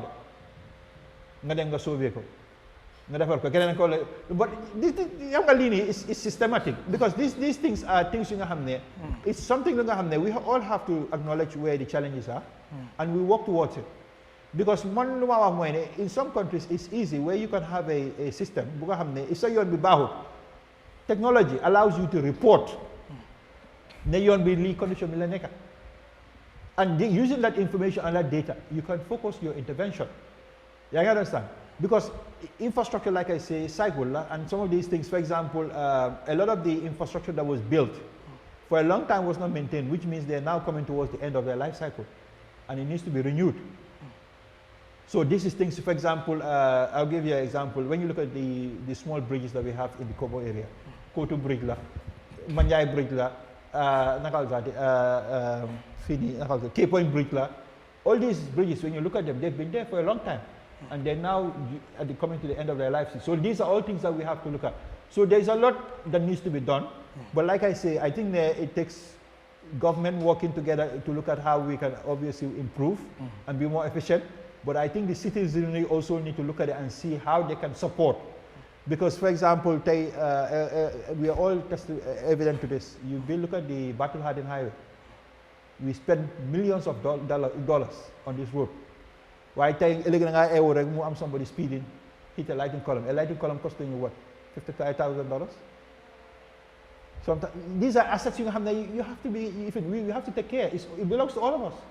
So these are things we have a role to play, and we have to be more careful in terms of how we can also contribute. Because it's okay to say the key could definitely why you to support that to make sure when we all do our part, we'll all get the results that we want, which is we want the country to develop and move like other countries are doing. Okay. So just to distance. Yeah, what doon xaar ma ñëw after ma ñëw because dafa am dama ci seen relance est-ce que politique du leen de comme yéen technocrates yi wala techniciens yi because of léeg-léeg am na ñuy coow ne comme contractors yi ñu day jox li nga xam ne mooy yoon yi am na ñu bëri ñu dee accuse sax comme government bu ñuy joxe contract léeg-léeg dañoo xool koo xam ne xëy na maybe sympathiser la ñu jox ko koo xam ne xëy na mosul am expérience pour defar yoon est-ce que loolu nekkul loo xam ne dafa dee gàllankoor ci qualité yoon bi ngi def maanaam nga jox koo xam ne contract la mosuñu am benn proof boo xam ne defar na yoon wala nangam waaye because of xëy na maybe sympathiser la comme ni ñu ko defee est-ce que politique du nekk lu dee yàqal mooy spécial yéen ñi ngeen xam ne nekku leen si mbiri politique but yéen a war a nekk si ginnaaw la behind the scene loolu du leen day indil jafe-jafe sometimes. Yeah, xam nga when you look at politics in the sense ne when you look at comme ñun suñu liggéey is guided by legal frameworks. So for example su fekkee ne ñu ngi war a award contract dafa am sarta yu nga xam ne moo war a wane naka la ñoo joxee contract ak yan process la ñoo fa so this is for example you have the GPPA Act that tells you how you should procure. You gotta understand and what kind of procurement option you use. So these are things yu nga xam ne ñun as technocrats we have to follow it. You can understand, and we have to comply with the law. Okay. You can understand. Why law come over the It's made in the National Assembly or government. Government and National Assembly, what are they there to represent? They're political parties. So at the end of the day, it's a cycle. Yes, I mean, politics is we can talk about the politics, but in the same way that the rules that govern or guide us are made in the National Assembly. And it's members of parliament representing parties that sit there. And they create the law. We don't create the law, but we have to comply with the law. So what I'm saying is we obviously in executing these contracts try and make sure that we try as best as possible to comply with the law. And even where there are issues that are flagged through audits, we have to make sure that we address these issues. Okay. And that's how we operate because we are civil servants, so we are independent of it. But the other thing to also be very mindful of is one of the things that we have been championing as a ministry is to have more local content in our projects. Okay. Because bëggoon nañ Gambians ñu gis seen bopp si seen liggéey surtout liggéey yu nga xam ne ñu ngay jëlee xaalis si suñ dépasse si taxes yu ñoo fay di ko dugal si suñ réew te loolu noonu am na lu nga xam ne su ñuy def suñ procurement processes yi on some of those projects dañuy try to make sure ne ñu gestu Gambians yi because su fekkee ne am nga Gambian company bu nga xam ne mu ngi liggéey fii kooku nga dimbale ko kooku noonu su growee économie bi Gambie bi mooy grow because lu mu liggéey fii la ko dugalaat yaa nga fii la ko invest so that is something that obviously we do and we champion waaye man I will tell you something tamit ne am nga gis nga for example when you look at contractors across the world contractor yu mag yi nga gis yëpp dafa am fi commencé muy ay xam nga contractor yi da jógee Sénégal o beneen dëkk yi Africa dañoo starté fu tuuti di grow and ñun tamit we have a responsibility to make sure that ñun tamit we do the same for our own Gambian contractors. Why we don't compromise quality because of the procurement, because like I say, we have to follow the procurement rules, which is the GPPA Act, which is in law, and like I say, that's what we are obligated to actually comply with. What could sometimes be different is, okay, like I say, is the needs-based assessment. Because yoon bi su fekkee ne fan nga def yoon bi. And one thing I have to say is I think there is something that is very important, and I think maybe people have not seen it, is there has been a lot of decentralized road development in this country, and that is unprecedented. For the longest time, in the first and the second government, Yombi was concentrated around a certain area. The road construction or the new road constructions. Why, if you look at the projects that we're doing road construction across the whole country. Because one of my my roles previously as a technical director was to go and look at all the roads. You look at North Bank, muy Hakalan, muy Ngel Sanjal, and the Salem loops. Okay. You go to Kiang, you go to Basse, you go to Fatoto. You come to Kombawi. So there is a lot of decentralized road development. Because I will tell you one thing, if you follow the tour, which is going to be starting soon, they can board them. Same problem. Yon la higna, ndohala, kurang la, l'hôpital. So fu nekk ñu ngay joytu yoon. So the demand is more than what we can obviously deliver, but we have to prioritize. So sometimes we need to look at and say, okay, where do we focus? And one of the things, like I say, is we look at focus that we have develop economy. Because if I can spend $10 billion, while we mun to 100 because you get support business, you get support employment, you get support agriculture. These are the things that you also have to look at, because then economy, all those things that are producing add to the economy in terms of taxes and other things that go into the government living. Okay. All right. Bojang Jos, yeah, dama bëgg dem ci Omar la bëgg ma ñëw ci because ñu fekkee dafa am lu bëgg just 1 minute rek. Yes. Yeah. For me, what they're gonna watana. Why I want these things to be clear. Motor deka bi demon because we only bandage, we don't heal ourselves. 40 meters this way, 40 meters that way, we compromise. I understand. The reason why we don't go is the country is small. Everybody knows the order. But that is what we have in Combo. What about in Fonyi? People are building, people are constructing, people are living here, going to buy in Fonyi, going to buy in Kiang on the road. What is the government mechanism doing to make sure those people, before they even buy now, to fences and whatever, permits that are issued, we have that there already. You cannot also sit here and say the government is everybody. No, I'm not paid by the government. I'm not the government. You are the one having the responsibility. We help you. Now, if you don't act, you cannot blame me. We can only blame you because you are the one who is there, permanent secretary, director, minister. And all this mess happened because those that should have taken the right decisions at the right time never did it. So now we have certain parts in this country, new construction for some level be what are we doing as a ministry? To make sure, them for you see on, maybe 10 meters by, Muham Nakala approval Nakala to get a phone development conference bini. How do we make sure we compensate those people? So government not like they fee hegna yahuna, ndo we understand that. But I have not had you ask or tell me what interventions you are doing for people going to Kiam, for people going to some other places, buying line on the main road. Because the way government operates in this country is wasteful, is inefficient. Because you are giving permits without even going to NEA for environmental assessment. So government doing MC the president, you have to demolish 7,000 houses and you have to compensate them. How can you do it? The problem then is with the previous government because you fail, and that's our point. So we don't want the Home Ministry, NRA, or other departments that are relevant to concentrate in here because we don't. But what do we do in Fonyi? What do we do in Java? What do we do in Kiang, in Bassett? That is what we want. Also in terms of priorities. I always, man, report the police. What is wrong with you people coming up with cameras? A lot of these boys will be spoiling our road. I agree, 100%. But then, surveillance so, what is the ministry doing to make sure a sort of surveillance, police, NRA, make sure you have camera at certain places? Because every now and then you get this doing their thing. That is also not good because you're not Don't you think we should have surveillance? You are doing a great job, and we commend the president, we commend your team for the road construction across the board. Yes, we have quality issues. But then, I also wonder, what are the criteria that you follow to prioritize road construction? Komnungowahe is right, densely populated this area. But why? It's still the problem of the government. If we don't decentralize services, people get hospitals. Why wouldn't they come to Combo?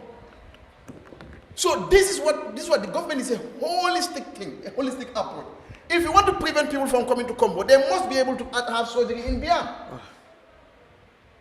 That way, they will not come here. Right. So it's not your point only, but I'm looking at it from a perspective. And what should you people do to make sure in Fonyi, in Kiang, and other places? All right. And time is not there. So maybe if I can just respond to you just quickly. Okay. So there are two things that you talked about. Yes, you are right. In terms of areas where we are constructing new roads, we actually have a defined road reserve that says if this is a single carriageway or a dual carriageway, this is the road reserve. But you have to also acknowledge, you talk about permits. Yes, the system of permit is there. But how many people do you know actually apply for permits? And today, you saw the evidence when they were doing the Operation Clear the Roads. How many structures were there that have 0 permits and have not gone through the due process. That is not because they don't know that there's a permit system. It's because we as a citizens, we choose to ignore it and not comply with what is the law. And this is what I'm saying, that we are all part of the government. Because when you talk about development, it's for what? When the road is there, it's for the people. The people that benefit. There is no control as to who drives on the road, who doesn't drive on the road. It's for the people. There's control. No, I'm saying in terms of, there might be vehicle control or categorical controls, but there's no control to say, okay, he can drive, you cannot drive, he can drive. There's nothing like that. Let me explain. We all benefit from the infrastructural development. So we all have a right to make sure that when we are actually doing something which is an individual objective, that we in turn comply with the regulations and the rules. And I can tell you in a lot of these developments, if you ask them for permits, they have 0 permits. And we found that because when we were doing the battle hardening, we went to all the properties affected. And we had to get or ask them to show us permits. And I can tell you a lot of them did not have permits to show because it was not approved. So it was an individual decision to go and do something. And what I'm saying is that that ends up costing all of us. And sometimes what I'm saying is, yes, you can have enforcement, but enforcement also has to go with us sensitizing our people to try and avoid doing these things in the first place, because we all know that when we go there, let's say we demarcate and say, okay, this is 10 meters here and 10 meters here, we should respect that. You understand? And that's critical. So then the other thing that you talked about is in terms of, I think you talked about the quality of the road. And you were talking about obviously how we are, if I understand right. The criteria. Yes. Yes. Sorry. It makes sense to me economically. For example, you are constructing the roads all over. Yeah. I understand. That is commendable. But let's say if you are constructing roads somewhere and it generates you from transport, all right, because of the multiplier effect, it generates you, let's say, 50,000. But there is just this road here that generates you 100 million. But you left that and went to construct 50,000 road, a road that will generate you 50,000 in a year. Yes. So to me, it doesn't make much sense. Yeah. That's what I'm saying. No, but that's why Lola explained, you get develop asset inventory that tells us initially where the roads are, what type of roads are in condition, which is already in progress, and that's in the final stages. After 50 years of independence as a country. Yeah. Yes, you can say yes. That is the right statement. Because wow. Yeah, okay. We are not serious. Yeah, Mr. Omar, okay. Waaw lu ma si bëgg a wax rek mooy bariwut Gambia plan la amut. And loolu doo mën a blame this regime. Loolu since at the beginning la. Gambia plan la amut ku si yaa ngi ko amee wala tey mun neen tabax seen fence si diggi mbedd sax duñ ko xam. So physical plan tam they want to play in room. More a proper civil education dafa war a am. Because yaa ngi woon mbiri permit ñaari ñoo xam ne nag dañ war a am permit. Amee luñ ko xamuñ ko sax. So the role of the civil education ñu waxtaan ak Gambian si na nga soo waree na nga war a apply na nga war a amee permit yu dafa war a am boo da ngaa gis ne physical plan ñoom dañ war a play seen rôle. Because ñu bëri tey ni ngay am kër sax demuñ physical plan dañu ñëw daal di man fii laa sànni xeer bi fii laa war a block mu continuer. So sànni xeer am na fi. Understand gis naa loolu yëpp so xam nga yooyu yëpp moo tax ma ne Gambia am plan moo amu si dëkk bi loolu mooy dëgg we dañu danga ko bëgg nañ ko plan mooy suñu problème ak masla mooy suñu problème xam nga kii suma PS suma xarit la xadama waxa PS mun nañ ko def nii so yooyu moo yaaxa dëkk bi an foog naa ne lu ñu war a def mooy physical plan ñoo war a door di waxtaana ci foo ko xam ne Gambien nga civil education dafa war a am soo amee kër damal physical plan mu woon la fa la sa kër am fan nga war a fence yooyu yëpp moo tax si yàggee si nekkee ni ngay liggéey tali nga génne si ko tali bi suñ ko daanee la sa kenn warul laa compliqué bu ko already wax ne la li fii nga war a am loolu mooy dégg yow damay ñëw si yow si spécial si mbiri transport bi yéen tamit yéen ngi war a dem si congrès balaa may jeexal si kii bon Mr Jah xëy na du ñàkk di nga am loo bëgg a ñëwaat rek balaa may dem si Mr Omar ndax su ma ñëwee fa damaa def transition moo tax ma lay bëgg a jox balaa may dem si moom. waaw li ma ci bëgg a laal rek mooy am na lim fi leeral la am solo comme ci doorin bi li ñu wax rek di rafetlu ñëwam fii ngir kàddu yi nga wax dafa tax nit ñi jàngee ci. dama ci bëgg a for ñaar rek. ci battle hiding. lu wax na ne plan bi mooy woon 40 meters on each side. parce que biñ commencé dañ ne 4 lanes si bor bu nekk waaye soo ko wàññeetu tatti doo mën a amaat 4 lanes xam naa loolu moo isi 3 lanes yi waaye li nit ñi di laam-laamee mooy ne dañ lekk xaalis bi moo tax instead of 4 lanes mu nekk 3 lanes waaye wax na ko fii ne yaatuwaay yi biñ soxloon loolu lañ amul loolu moo ko fa war a mën a teg ñu mer lii lañ dee soxla ci nguur ñu génn di waxtaan ak nit ñi nga gis ne yéen a joxoñ baaraam ak tuuma yi dinañ ko war a mën a leeral wax na fi tam ci waxam ne foog naa ñu ngi ñëw dugga ci phase 3 pour defar yoon yi nga xam ne mooy am jokkoo jokkalante ak koñ yi connect bitig ak yeneen palaas yi maanaam na si jotaay bi ma toogoon ñu OIC xaalis buñ ci dépasse ma ne déedéet duñ mun a wax ne liggéey bi fii la moo em xaalis boobu yëpp non man du ma mun a gëm loolu lu nguur bi génn wax ne liggéey bi fii la em comme ci waxam for naa ci lii lu am solo la ñuy génn di jox doomi réew mi xibaar ñu xam liñ def ndax am na lu des wala liñ def fan la toll ak naka lañ ko defee mu doon lu am solo leneen li ma wax mooy li mu wax ci nguur ne ñun ñëpp ci nguur lañ nekk loolu démocratie si boppam moo ko define su ñëwee ne government of the people for the people by the people munuñ cee génna responsibility yi moom mooy utee tey am na lu bari nguur li moo def lu waa moo ko may ci yoon dooleel ko mu koo def ñun suñ ko bëggoon a def duñ ko war a mun a def waaye leena la nguur war a xam ne li nga xam ne mooy koom-koomi réew mi lañ dajale ñoom mi nekk ci nguur ñu jox leen pour ñu liggéeyal ñu ñun comme dafa mel ni ñoom lu ñoo def ñun ñoo tax ñu koo def kon juddu réew mi am na sañ-sañ jooytu yéena yi mu complain li ma jànga ci moom li moo dégg yëpp mooy mu ngeen nangu criticism te pare na pour développer ko because gis naa li ñoo wax ak lim see tontu lim koo teg lu mel nii lañ soxla te am na ñoo xam ne fi mu toog suñ fa toogoon am na kàddu yoo wax rek ñu gis seen bopp war a mel kon dama ko bëgg a jaajëfal ñoom sax ñim am na ñoo xam ne sax ñoom ñëwu ñoo toog fii ndax woo nañ fi ñu bari ñëwu ñoo toog waaye moom ndeysaan tey la jógee tukki tey la ñëw fii soo loolu fa ñoo monsieur Ceesay xaw ma ndax ba xam lu fi jota ruus da nga ci bëgg a wax boog yow maa def transition moo tax bu fekkee dafa am loo bëgg a wax mën naa la may 2 minutes nga ñëw bilaa may ñëw ak yow si lu ma la bëgg a laaj ndax bëgg naa dellusiwaat ci PS si beneen correction ba tey bu jëm ci transport ndax transport tamit nekkul ci suuf si kese soo bëgg naa ñëw ak moom ci loolu bon yow dafa am lu ma bëgg a ñëw ak yow because yow yaa nekk di president of General Transport Union bon monsieur Ceesay yow sa gars yi dañ sikk dañ di gis comme ñu ne da ngeen di complain boo xamee ni affaire yi dang na comme xëy na tey ñu ne fuel ñu ngi koy yokku leneen xew na nangam di ngeen génn ñu kaas but sometime paas yi ni ngeen ko yokkee da ngeen dee lay ne waaw yoon yi baaxul nangam but fooguloo itam ne sa borom oto yi ñoom it wala sa drivers yi nuñ dee dawalee tey ji ku war a dem Coast Road mu ne la Kunkujang laa yem Kunkujang amul garage amul taxawekaay Kunkujang la lay yemal boo ñëwee ba Kunkujang mu dem ba Wellingara boo demaatee ba Wellingara mu demaat ba Tabakoto mun na laa topp ba àgg yow sax fi nga jëm est-ce que tamit yow yaa ngi xool nan ngay régler loolu ak sa drivers yi war a xool tamit comités yi maanaam ñi nga xam ne ñooy clients yi di yéeg ñoom it seen dem ak dikk bi nu mu gën a ñoŋee dëgg la xëy na yoon yi léeg-léeg dafay xaw a doy waar waaye yéen itam est-ce que doo leen di jéem a xool nan ngeen gi gën a mën a yombalee dem ak dikk bi ci wàll bi nga xam ne mooy di wax ak sa drivers yi ci wàll boobu noonu. jërëjëf Garmi yaakaar naa li nga wax am na solo trop comme askan lu ñoo jooytu man yaakaar naa comme bu ma si jot sax jotuloo ko ci ndax ñun ñëpp Gambien lañ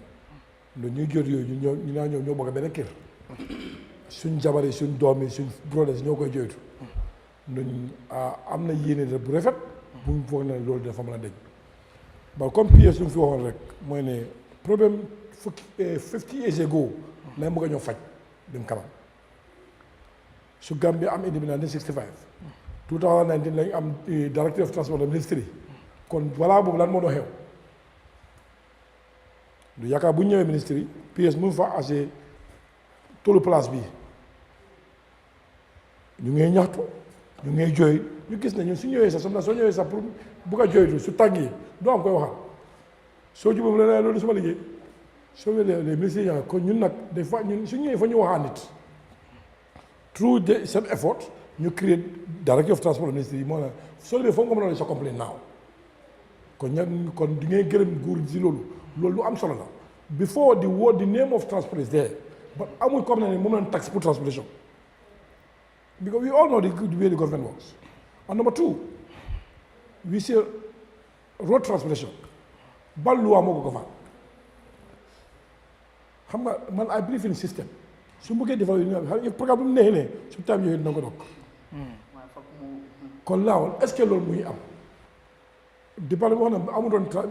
comme somebody who is over transportation kon nag la am système this country we have only motor traffic act it's talking about only vehicle aspect but in transport aspect nekkul fa moo tax tey nit soo ko bëggee gofaan dañu am lu ko gofaan man dama d'accord ne donc I think Ministry of Transport foog nañ fi trip ñu dem Dakar et study tour lan la mën a pour ñu mën a ñëwee suñu transport before bi transport ñu leen gis as a transport bu wat nekkul ne ngay jël moto du ko nga dem taw ci katal de ñu leen gis as a transport bi ministre ñoom ne yow Ablaye yow yaay kan ban tafa transport nga bëgg a deliver su paree ñu waa lii mooy terms and conditions yoo nga def soo ko yaaxee daal am nañ droit pour dina ko sa permettre sax bi ko da nga violate law bi ba loolu is lacking moo tax tey ñoom mu ngi am I remember Ministry of Transport through collaboration with the Ministry of Interior Police bring this road licensing even neewul suma yeneen members yi ba lu tax ñu bu gëm loolu mooy ne pour ñu ñëwal askan ñu design nañ ko ñu ne message taw kaw police mën nañ ko enforce de loi man nag du ma ko enforce PS du ko enforce ku ko enforce mu ne mënu ko enforce de loi because moom amul benn sukkandiku fu ne ne driver fii la war a fii la am so ñu créé tam ñu discuss ne nañ tax ñu créé destination point pick-in and destination soo fi départ fii nga war a am but still ku war a enforce moom mënu ko enforce du loi so now lu ñu mën a jural tamit we go back to drawing board again mooy ne nañ seet loi boobu si boppam sax léegi loi was 1948 kan moo fi judd 1948 ah kan moo fi judd 1948 loi bu ñu ko fa 1948 la the law is talking about only transport. So through our consultative partner with the ministry lobby fund from World Bank, pour ñu review that law, mu ñoo in current status quo. Xam nga apply nañ ci def opinion am ñu xam loi boo ne moo ñu govern for our future progress. But loi bi tamit ñu ne duñ ci évaluer dañ ko defee Transport Management and Motor Traffic Act. Transport Management now. So operational aspect ñoo na leer. So lii moo lack. And number 3, let's go back again. We have municipal councils. I think MC Municipal Forum Council, it's not a transport council, it's not council of transportation, it's council of. What council have been doing to create a car park for transporters? This is key. Any development country for them, commercial transport, I'm not hoping they am. Kubuka am moto fonge dem. Kubuka depart fonge depart. Est-ce 50 years ago, li soral nañ ko. So xaalis dafa ne, xaalis seetaan la. Su ma jógee si xaalis fa mu jógul fa laay jublu. moo tax ñun lu ñoo oote mooy réforme moo tax GTU currently bu ñu ñëwee to be honest with you man suma expertise it was in trucking side fa laa jàngi moto fa laa dawalee fa laa gën a xam ba during this trial time jàngi naa lu bari si passengers moo tax our vision is our next format is to focus on passenger transportation naka la ma pour regulate ko with support of government mooy ne ñun we are union but we can partner with government ñu indi guidelines balaa loi bi ñëw naka la ñoo def mooy ne transporteur bi am na right anywhere dinañ fa nekk dinañ tra développement du nangu tam mu yaaxal keneen tamit mooy ne di passenger kuy dugg si moto bi du nangu mu yaaxal yelleefam dina am lu war a am ku ne moo du loolu tamit du ko soo ko defee il faut nga am loi bu koy ko faat mooy ne il faut ñu am système in place système boobu la bëgg a create su fi garas nañoo in 2 years 5 years ago but before that within the interval lan lañ mën a def si loolu lañ nekk driver si kanam nangu na ba askan bi si kanam tey da ngay dugg si moto dama dee wax ne wax naa ko fii si seen plateforme bi dem bu ko réglé driver bu ne la tabakot laa yem demoo tabakot mu dugg si moto bi waaye xam nga som day il faut ñu waaw monsieur président waxaar non foofu fa ma demal ndax tabakot tamit du garage amul taxawee kaay léegi lu tax bu demee ba tabakot war a continuer waat tamit réforme yi only to sacrifice yoo xam nga driver boobu ku ne tabakot demul tabakot waaw kii xam na demul Latrikunda waaw ban naa su bëggee kenn loolu ñun il faut ñu déggu suñu boppam xamal ne ku kii lu mu bëgg bu ñu ko si gunge xam nañ tabo costaro yi demuñ tabo koto costaro lañ jëm su tawee 2 minutes juste kenn dina ko tabo koto ba su nekk Latrikunda ñëpp daw duga xaalis day la de nga ne Latrikunda mu ne tabo ko nga daw duga su ma dama def ko bi ko xaalis bi boo ci nekk moo tax askan wi il faut ñu sacrifice pour nga réforme neexut kenn de and also pour nga ne révolution la lii lu bon nga ceeñ ko il faut que léegi askan bi ban rôle la mën a play si loolu askan mooy ne tabo demoo tabakot bul duga tabakot su ne tabakot war a naatu tabakot laa costaro laa jëm kii na costaro laa jëm kii na costaro laa jëm and parce que ñu la su ñëwee taa in different countries garmi da nga ñëw sax ku nekk taxaw joxe ker du moo njëkk a ñëw Ablaye toppa ci kii toppa ci ba fi su liggéey ku ne jiyee apprenti bi kii du ko si bunt bi ñun loolu la bëgg a de dina si bëgg xaalis yu bëri so askan ñoo am nañ ci rôle bu rëy lu war a play but dinaa jox assurance ni through our collaboration with the stakeholders, including the ministry, this is the vision we have now. Naka la ñu mën a transform mooy ne drivers welfare ñu are not going to compromise it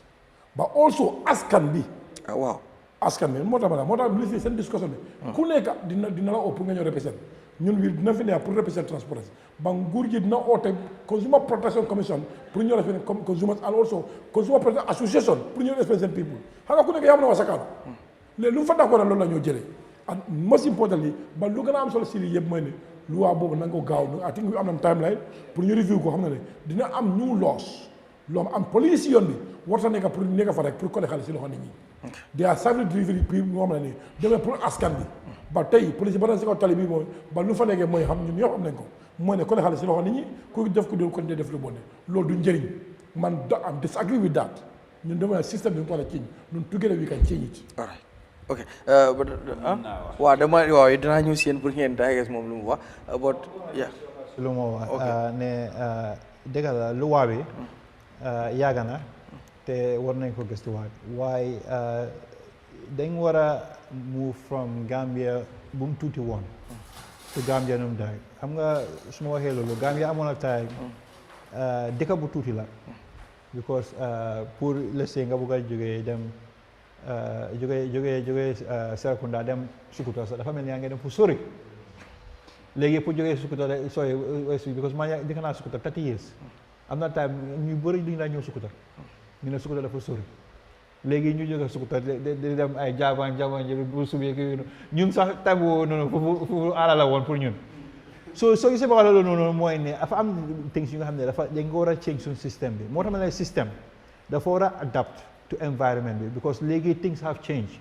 For example, one of the biggest things that we are advocating for through the review of the law is it's not best practice for police. Did you have a license before they enforce regulations? Lolo do them. Lolo even Senegal fees also for them. There is Nigeria, Ghana, there is what you call a vehicle drivers and vehicle licensing authority. ñoom ñoo la lay test jox la license then database boobu ñu share ko ak police ñu enforce make sure ne license bi is valid and you are complying with the regulations of the licensing that you have been given. So this is something lu nga xam ne because time boobu noonu bu ñu doon defal law bi Ministry of Transport amutoon so that power was resided in the police because they were the institution that was established at the time. But now that obviously things have moved on, these are the things that we are looking at.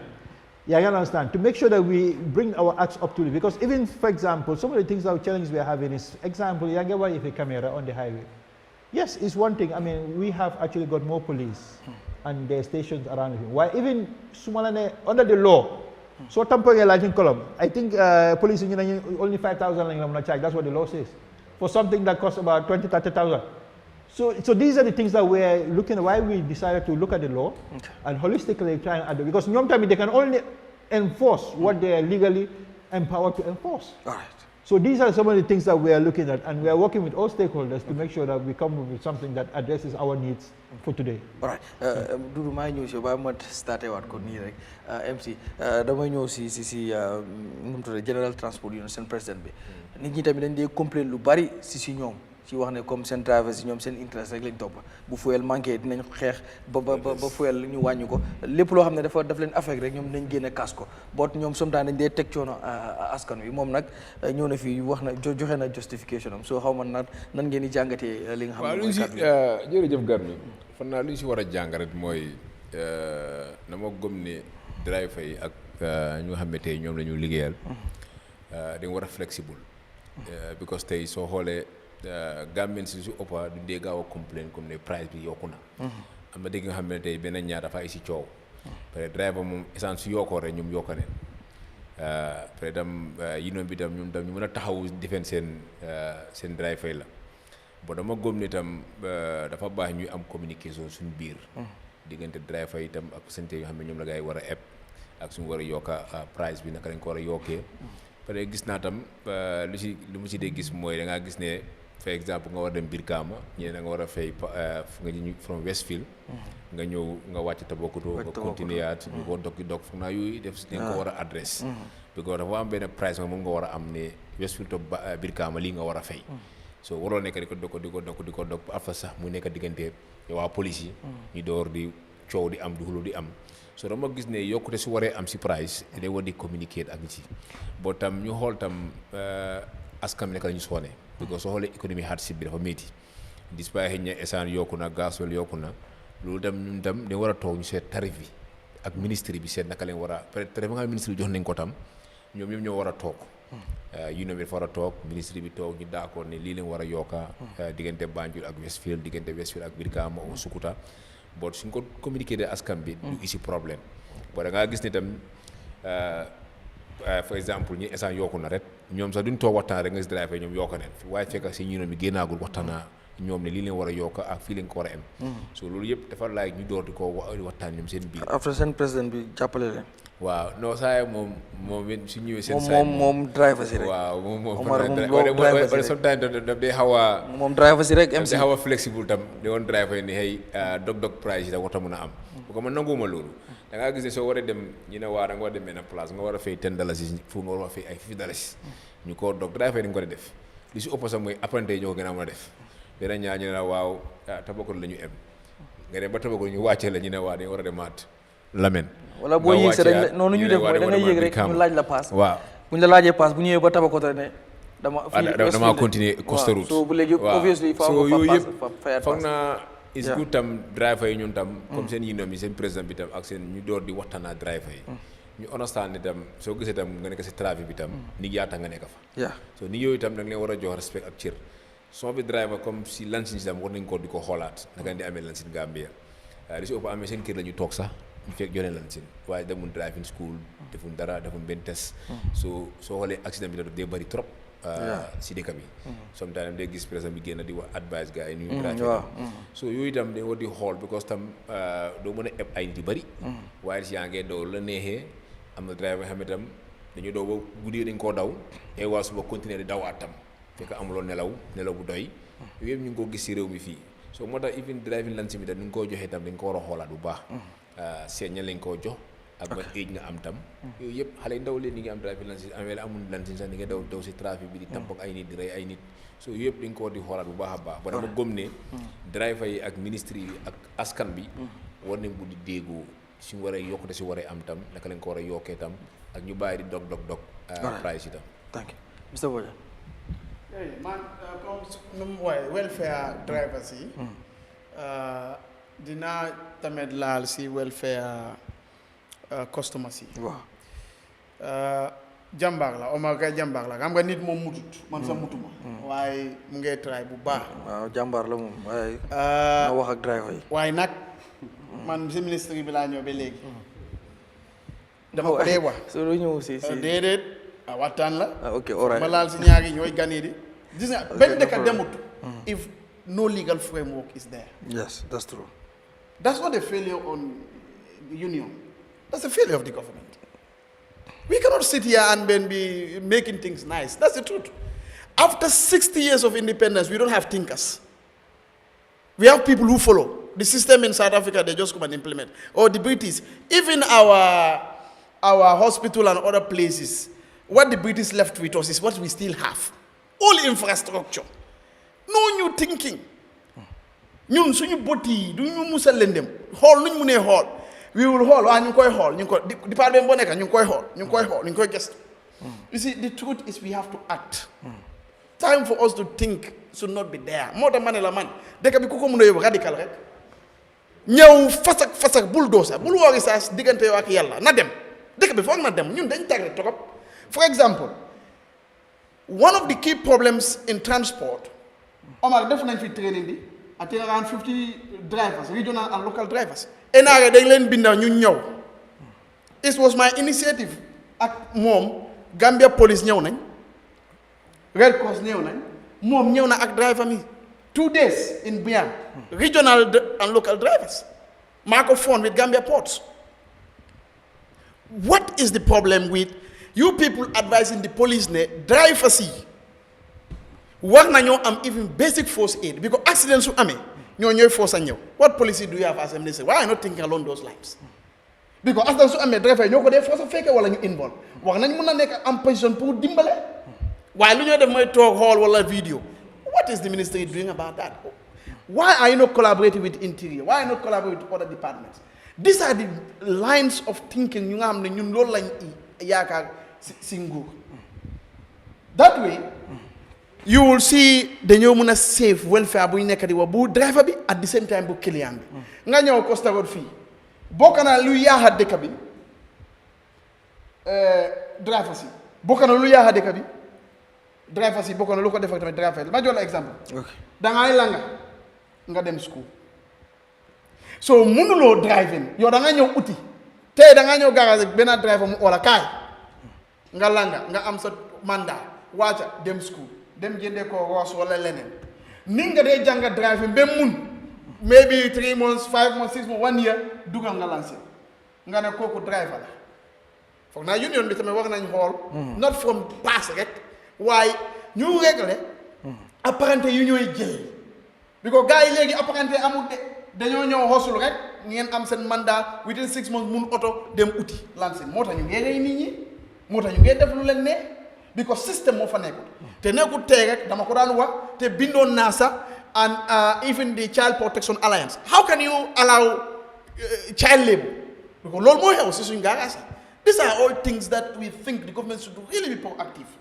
di bàyyi dina ñu ngi si waxtaan ñu ngi sooy xool 1 year 2 years ba bagoo sax dafay wàcc keneen moo ñëw ñu ngi siy xoolaat moo tax ma ne Gambians they have very long eyes and deep ears mun nañoo déglu fii ba 1000 years du ñu xaw ma they will not stop listening we need to act because su dul loolu dëkk bi du dem so welfare bi fu mooy commencé mooy drivers yi war nañ am the right training te ministry bi ak relevant authorities war nañ di xool naka la ñoo joxee drivers first aid training dafay dimbale accident yi apparemment ñuy jàng naka la ñu war a jàngee système moo war a am moo tax kii wala kii ne dëkk du dem système su amut te système boobu lu ko ñuy jox mooy we have the relevant laws waaye fan la dee commencé we cannot blame the politicians moo tax maa ngi wax Gambien si yëpp ne ku ngay taana pour mu demale si néegi député foog nga xam ko nga xam ne kii dafay taxaw nekku ne xaalis lam laa jox ak soo amee kuliyo nga ñëw mu ñëw sa kay wala soo amee dëj tey loolu dafa xeew yi waaye dafay dugal luwa bu nga xam ne daf lay aar sa njaboot aar sa ëllëg loolu mooy commencé liggéey dëkk waaye yaa ngee jox Omar waaw mu nekk naa sa parce que Omar su ma amee dëj daf day ñëw suñu waaye fara mbaameel bi Omar daf day ñëw that's so lame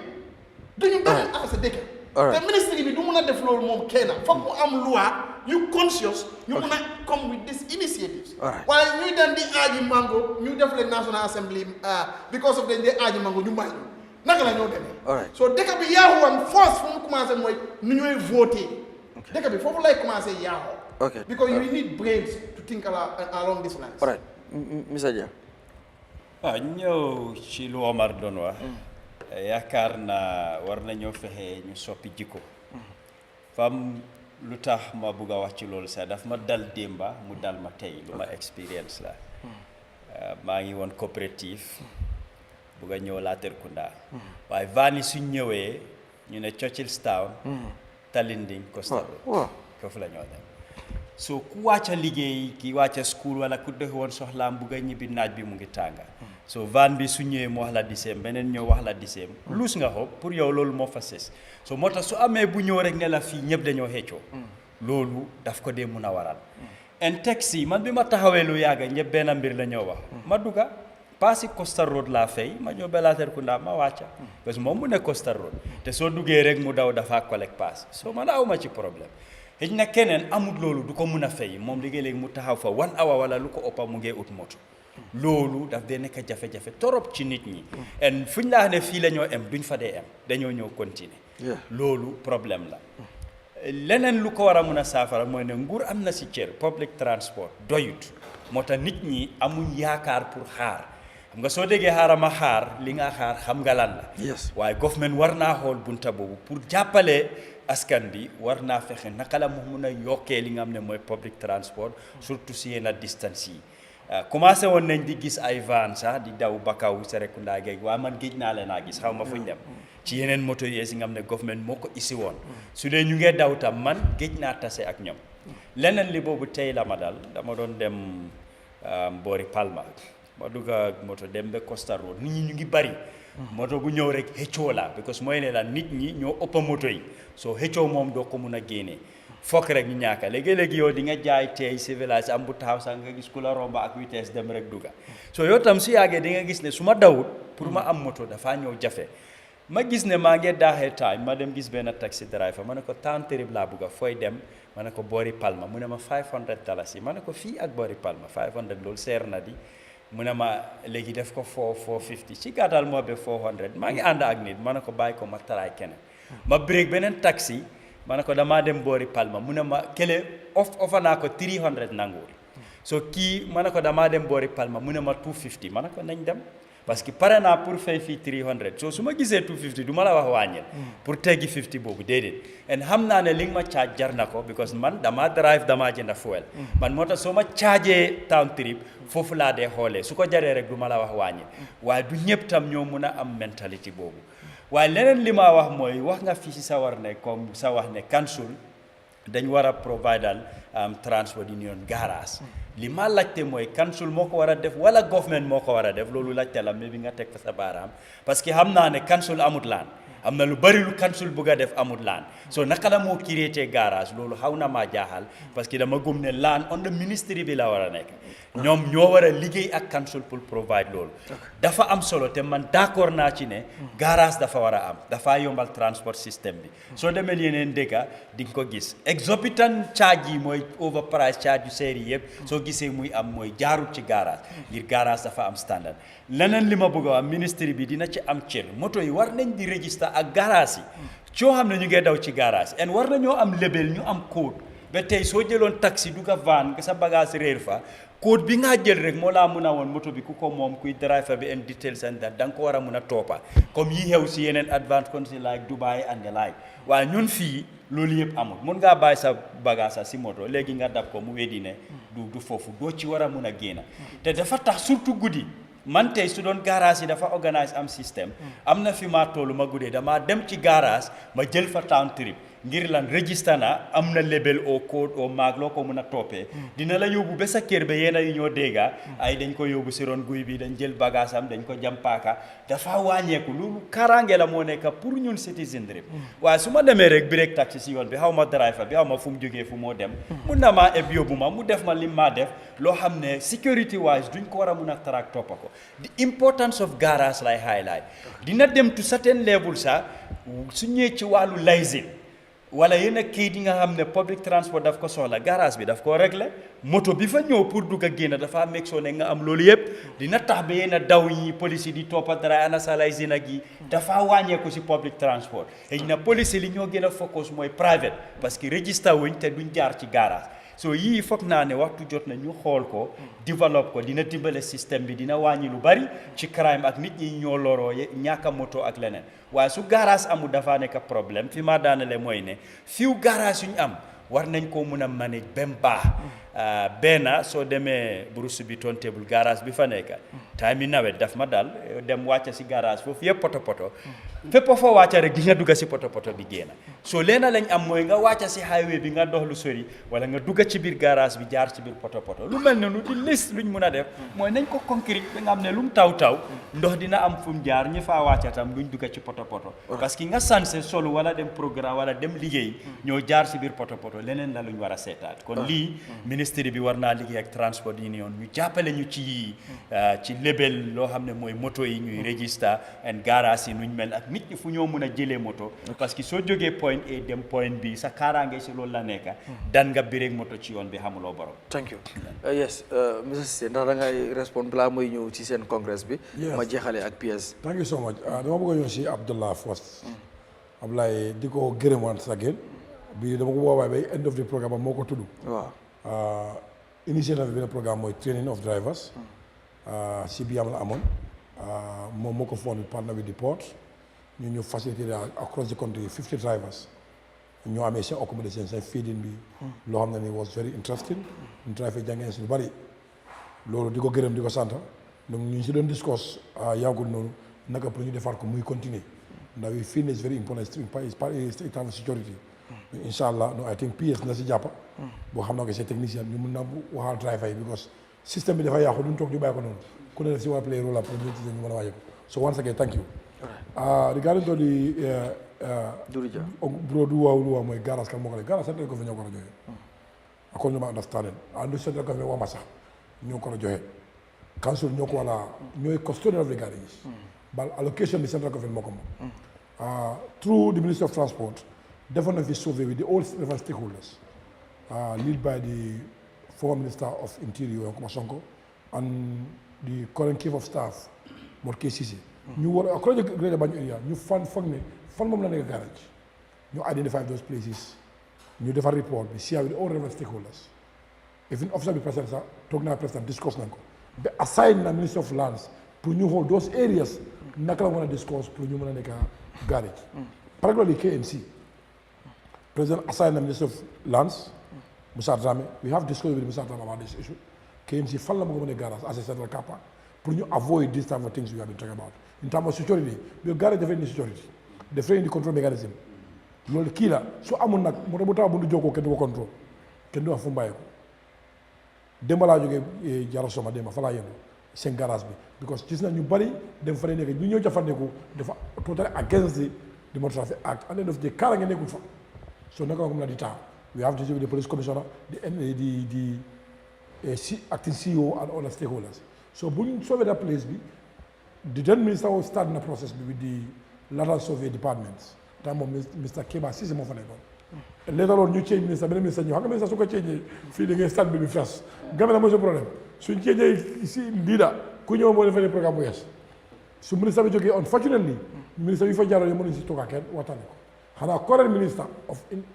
lands Amat Bah toog na si du benn du ñaar mun na jot nañ assurance bi dina def effort gis na ne balaa bu waaj a toog boobu all garage dina am mu nekk regional garage du sob garage de KMC dina am central car park West Coast dina am central car park Jara dina am central car park pour ñu mën a am regional transportation jot nañ assurance ñun am nañ ci yaakaar nag ñu ngi si ministre tamit bind na l'état pour mu ne ministre bëgg naa jël leader boobu leader initiative gis ne pour ministre nekk as a focal point pour loolu mën a am pour ñu mën a am garages so I think the Ministry of Lands lateral survey the physical plan ñoo si war a lifin no fu ñu xayma KMC ñi nga KMC is very crucial in garage in transport of Gambia so KMC loolu dañ si war a focus no fu ñu tàgget tey suñ sooy compensé du bari because amul di building ñu fa nekk it's empty land no bu fa demee sax gis nañ sax fan ngeen tàgget behind Babaro xam nga Babaro fan xam nga police credit union waaw di nga moo am KMC kii waa KMC la am na àll bu fa nekk jamono bi sax guddi sax ay ndongo ñoo fa lay nekk grand place la ki waa KMC sax loolu fitna la si ñoom ndax kenn ñëw faa dugga ñun foofu soo ko cegee di nga soog ak lu muy indi foofu soo amee garage dina connect this Serekunda highway dina connect Bading Harding highway dina connect the new highway bu mu bëgg a protect around the Fajikuda end dina connect the 3 areas yëpp da koy connect so di nga xam ne dina yombal dem ak ñëw bi ba tey soo ko seetee foofu àll la no I think suma juumut it's owned by non-Gambian suma juumut in those days in façon majesty te soo ko compensate la rek ngeen compensate amul building but process bi commencé na am na dem na ba si biir taxaw na soo fu mu toll doo xam koy waxat soo maa ngi ñaax PS again moo xam ne moom a gannaaw gulu baat ñu engage Amadou Ba moom jot na assurance de moom balaa muy jóg dina am even Jara dem ba si woo nañu ne am na fu si ñu garage government am na marché bu yees ñu sàmm Jara Soma opposite am foo na bëgg a def garage ñu move garage bi foofu si yow ak si woo na ma ne foofu jënd nag fay na xaalis bi yëpp léegi ñu def documentaire pour ñu document ko wax even wana la nga sax soo fekkee amuñ xaalis sax ñun nañu wax you can find a partner PPP ñu develop garage bi bu nekk standard pour ñu mën a use so these are our visions so bal di lu gën a am solo mooy il faut ñu am loi yi te dëgg njaboot bi suba njaboot lañ de bal du ma la dégg fii ne suba lu ma bëgg lu ma secrétaire loolu lu ko mën rek mooy loi ba loi bi nag tey soo seetee docteur pass bi people ñoo blame traffic waaw because xaalis nee na but can you remember in rush hours nga depart from Costa Road pass bi ñaata la Costa Road ba fan Westfield 24 waaw loolu mooy loolu loi santaane waaye 25 dalasi waaye 24 la rek is 24 waaw lu 24 la even within Costa Road of Westfield dina la jël minimum of 2 hours how do you make profit this is the most important thing so moo tax su ñoo régulate xam nga dama di wax askan ne man du ma gëm mooy di current pass bi baaxut suñu waxante dëgg nga wax on the realistic dafa sori baaxul number 2 let me tell you agreement nama government bi pass bi baax na de non may hanga tey this plan do business number 2 soo seetee fuel xam nga ñun agri government fuel el bu increase foofu 20% war nañu ko pass ba tey ñëpp la ko tudd sax because soo toogee da ngeen doon non Gambians ba tey since that day bu ñu doon agri that agreement xam nga pass bi fuel ñaar la woon in 2001 fuel mu ngi si around 56 te ñaar la nekk $80 $81 $82 look at the distance ba tey ñëpp la ko tudd sax ba driver di wax ne sax ñoom PS dañ ma jënda moo tax duma si commune ba lu may wax ne li ci dégg ba soo ko tuddee lu muy ñëw reflex si baag bi ko askan bi moo tax te lu war a toog mooy ne last time ministre yi ñu ngay utis ko mooy tax ñun lu ñu gëm sax si pass sax gëmu ne pass bi dafa war a nekk Costa Road Latrikunda dafa war a nekk zone dañ ko war a zonal moo tax tey ministre yi ak ñu ngi liggéey pour ñu structure faya pass yi fi pass bi nekku ne fii dafa war a yokkale pass yokk dafa am na standard bu war a am soo fa yokkul sax doo fa àgga ba lii yëpp mooy transport moo desoon si gannaaw di pass 50 years te ñu bëgg ko commencé waat soo askan yëpp si war a jàppa ba lu ko mën a jiitu mooy it's about regulation bi dafa war a taw yi di operational cost bi ko tey suñ fi toogee ministre yi suñ PS su mu nekkee suma xarit ñaawa ñaa mu bëgg a indi du jëlee driver yi dinaa si bañ béttali suuf bi ko loolu mooy suma responsabilité ba dama ko indi askan bi ñoo am jaama ba remember ñu def service tam mu am na am dara end of the day mooy ne ñooy indi régulation boobu ne su ko réglé driver du mën a wàcce kenn Latrikunda du mën a wàcce kenn foofu moom dafa am destination ba lu muy opéré dafa war a méngoo ak lu muy opérate ndax end of the day mën a yóbbaale dara si kër gi so lii mooy business bi and also police yi nekk si kaw tali bi lu ñu dee jël si loxo nañ fàtte ne dañ ko teg si askan bi ñun tax ñu bàyyi jël xaalis si loxo non su waxante dañu wante dëgg rek ñu jël bàyyi because 50 bi ngoon xaalis la de nii rek xam nga fu ñu jaar gars yi am digital yi nga xam ne soo jëlee xaalis rek dafa alam ñoom système boobu comme li kii di wax nii so I think loolu waaw léegi tamit driver yi ñooy ñëw def lu ñu wartu def gis police ñëw rek ñu gaaw def nii rek def leen léeg-léeg ñoom tamit ñoo dee provoque police yi man ay pièce muy toog di nga man even moto yi poli ñoo tamp ñuy daanu tey driver boo ñëw doo boo si yóbbu court lu ci am mooy dañ koy victimisation yóbbu ko mayel tout government di ko dundal moto bu tampon pôle yooyu nga value of that pole nga bëgg a traversé code bi da nga ñu traversé da nga koy tooñ bi ko moto bi balaa muy daw si code bi dafa am requirement lu am mooy requirement boobu su ko amul war tam na daw loolu let me clear this is very important lan si la bokk insurance what is the purpose of insurance you have been paying mooy ne any damage on the third party ñoo war a responsabilité ba Gambia fii kenn du ko def tey suma office sax nga ñaata insurance compagnie toppa dañu fay loolu ba taxaw na si mi dama ne insurance waa Kamas ñëpp ñu ngi ko xam ba ay individual yéen a si gannaaw di leen baag tey NRA sax ci loi di nga dem court sax ma gis ne di wa driver ne dama fay pôle bi already vehicle was insured already the vehicle was insured already soo ñu Europe raw ñu soo defee ne accident doo solo vehicle insurance ko moo jël société ba fii boo amut fi mooy ne ba doo mu mel ni man may di ko commandant nga ma dama fay $400,000 fu ma ko fayee dama tëj ma rek government dundal ma but somebody is there holding who take liability that's the insurance company te di fa am xaalis bi am millions of dollars yi kenn waxu ko so this is my problem nu I feel ne su ñooy nit lu wër ni war a ji yëpp da ko war a ne ñaata victims ñoo dee bàyyi seen family fii ñaata nit ñoo dee hospital bi ñu already the money is lying there pour ñooñu but it's not they are not getting so these are things people need to talk because tomorrow can be a victim you can be a victim so ñaanu ko yàlla nag ba lii mooy sama problème mooy ne driver bi na am kayit bi ba su accident amee ku war a compenser ifin bakkan bu ñaaw dee na ba pare ba am na famille bu mu bàyyi am na xale bu fa tegu mooy you know les compensation bi famille yooyu da nga ko war a jot pour ma dundal si famille but this is not happening police daf la arrêté rek moo tampoon nit waaw daan na poli waaw na fay fu mu ko fay ku amul dépense ku amul $300 si indi mooy nga ko fayal fu mu ko fay demal tëj ko rek non these are the agreement with people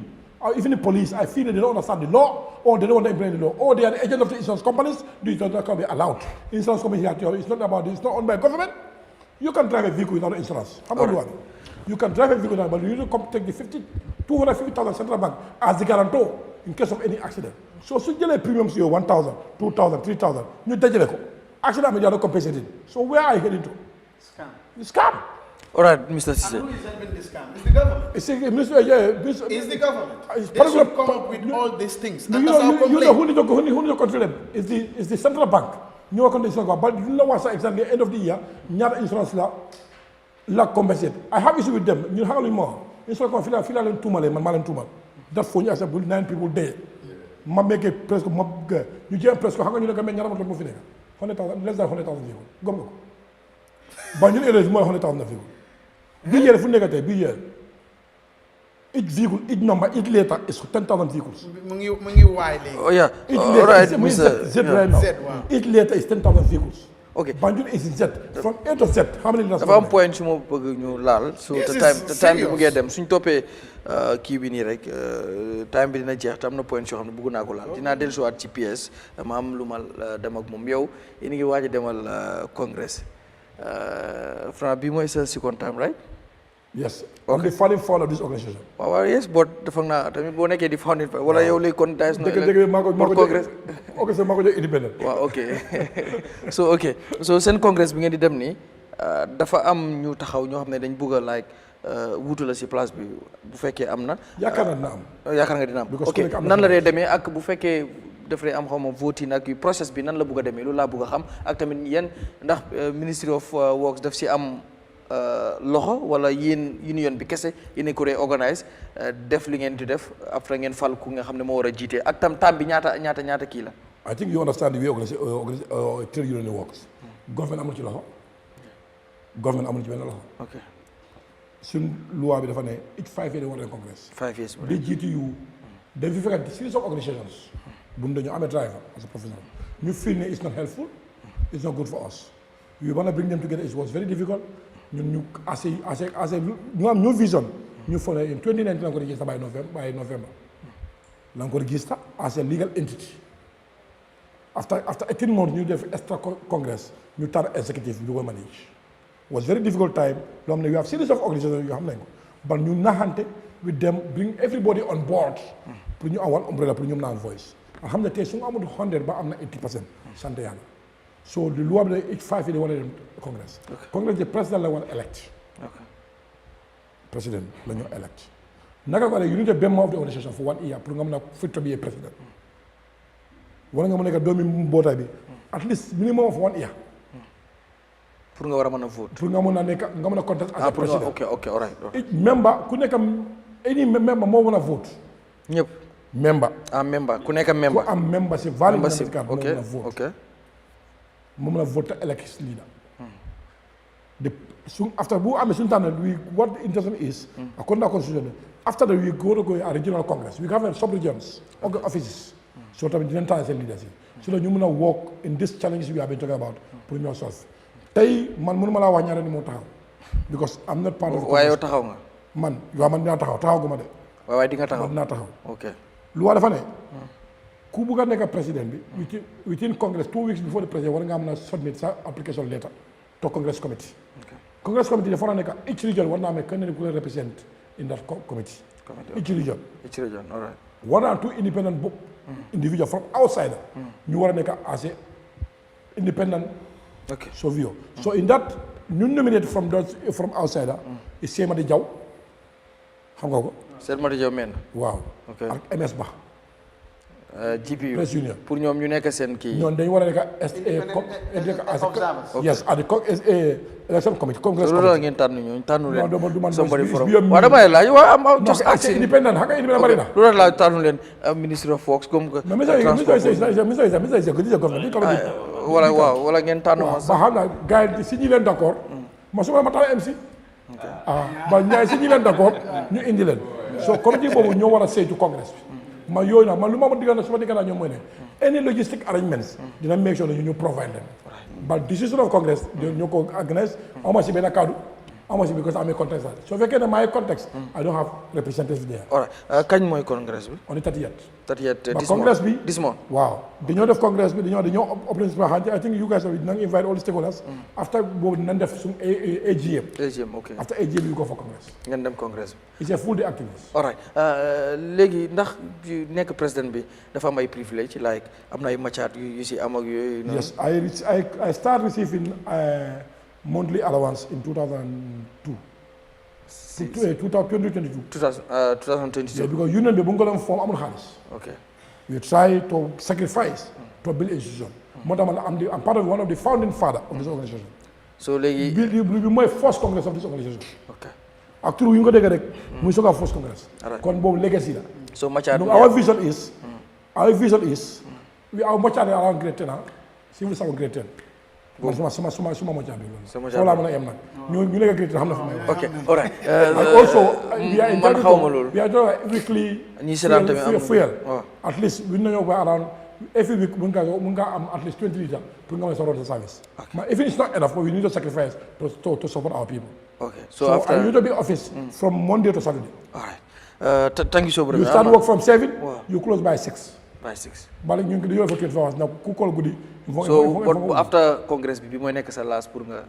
That is my vision. But even visa, my plan was to stop here. To man, some visa never bari. But I'm not going to start. At least them never come. Some of you buy if you now, it's going to be a setback. All right. No, I know most of my staff people, I'm like, this is not injury. Fitness, some of them they know they look now. So more than I'm here because we must see at least I'm not sure. I'm nobody having, but at least every day the magis ko xamne ni mun da ko dé dimbalé mu jël ci xat-xat lool nak dama gëna neex loolu liggéey bi trop amna yaakaar ne dina contexte amna yaakaar ne non xam nga ni di nga contexte man wax non contexte mo na wa ya ñu yaakaar ne amna yaakaar monsieur waxal ñi rek dina contexte very good waaw lan moy amna yaakaar dina contexte yow xam nga ni di nga contexte di ngay wax comme nit rek fi ma suma mun na ci wa dedet waye xam nga ni di nga contexte amna ya bëgg na contexte dina contexte bëgg na contexte monsieur Ceesay dina contexte dama la seen application seen guma ko wa dina contexte anyway thank you so much amna dinañ amaat yeneen ci ya monsieur Ceesay ñu ñëw jeexal ak yow rek si mbiri ferry service bi xeyna ci biir mënon nañu am ki nga xamne moy job Mr Jobaate xeyna mo ñu gëna mëna waye du ñak ci walu bo batay sa ministry du ñak dina ci am information bo xamne ñu bari amuñ ko ci ndax ba légui ben ferry kessé mo nekk di daw ci fi nga xamne moy bara taxna itam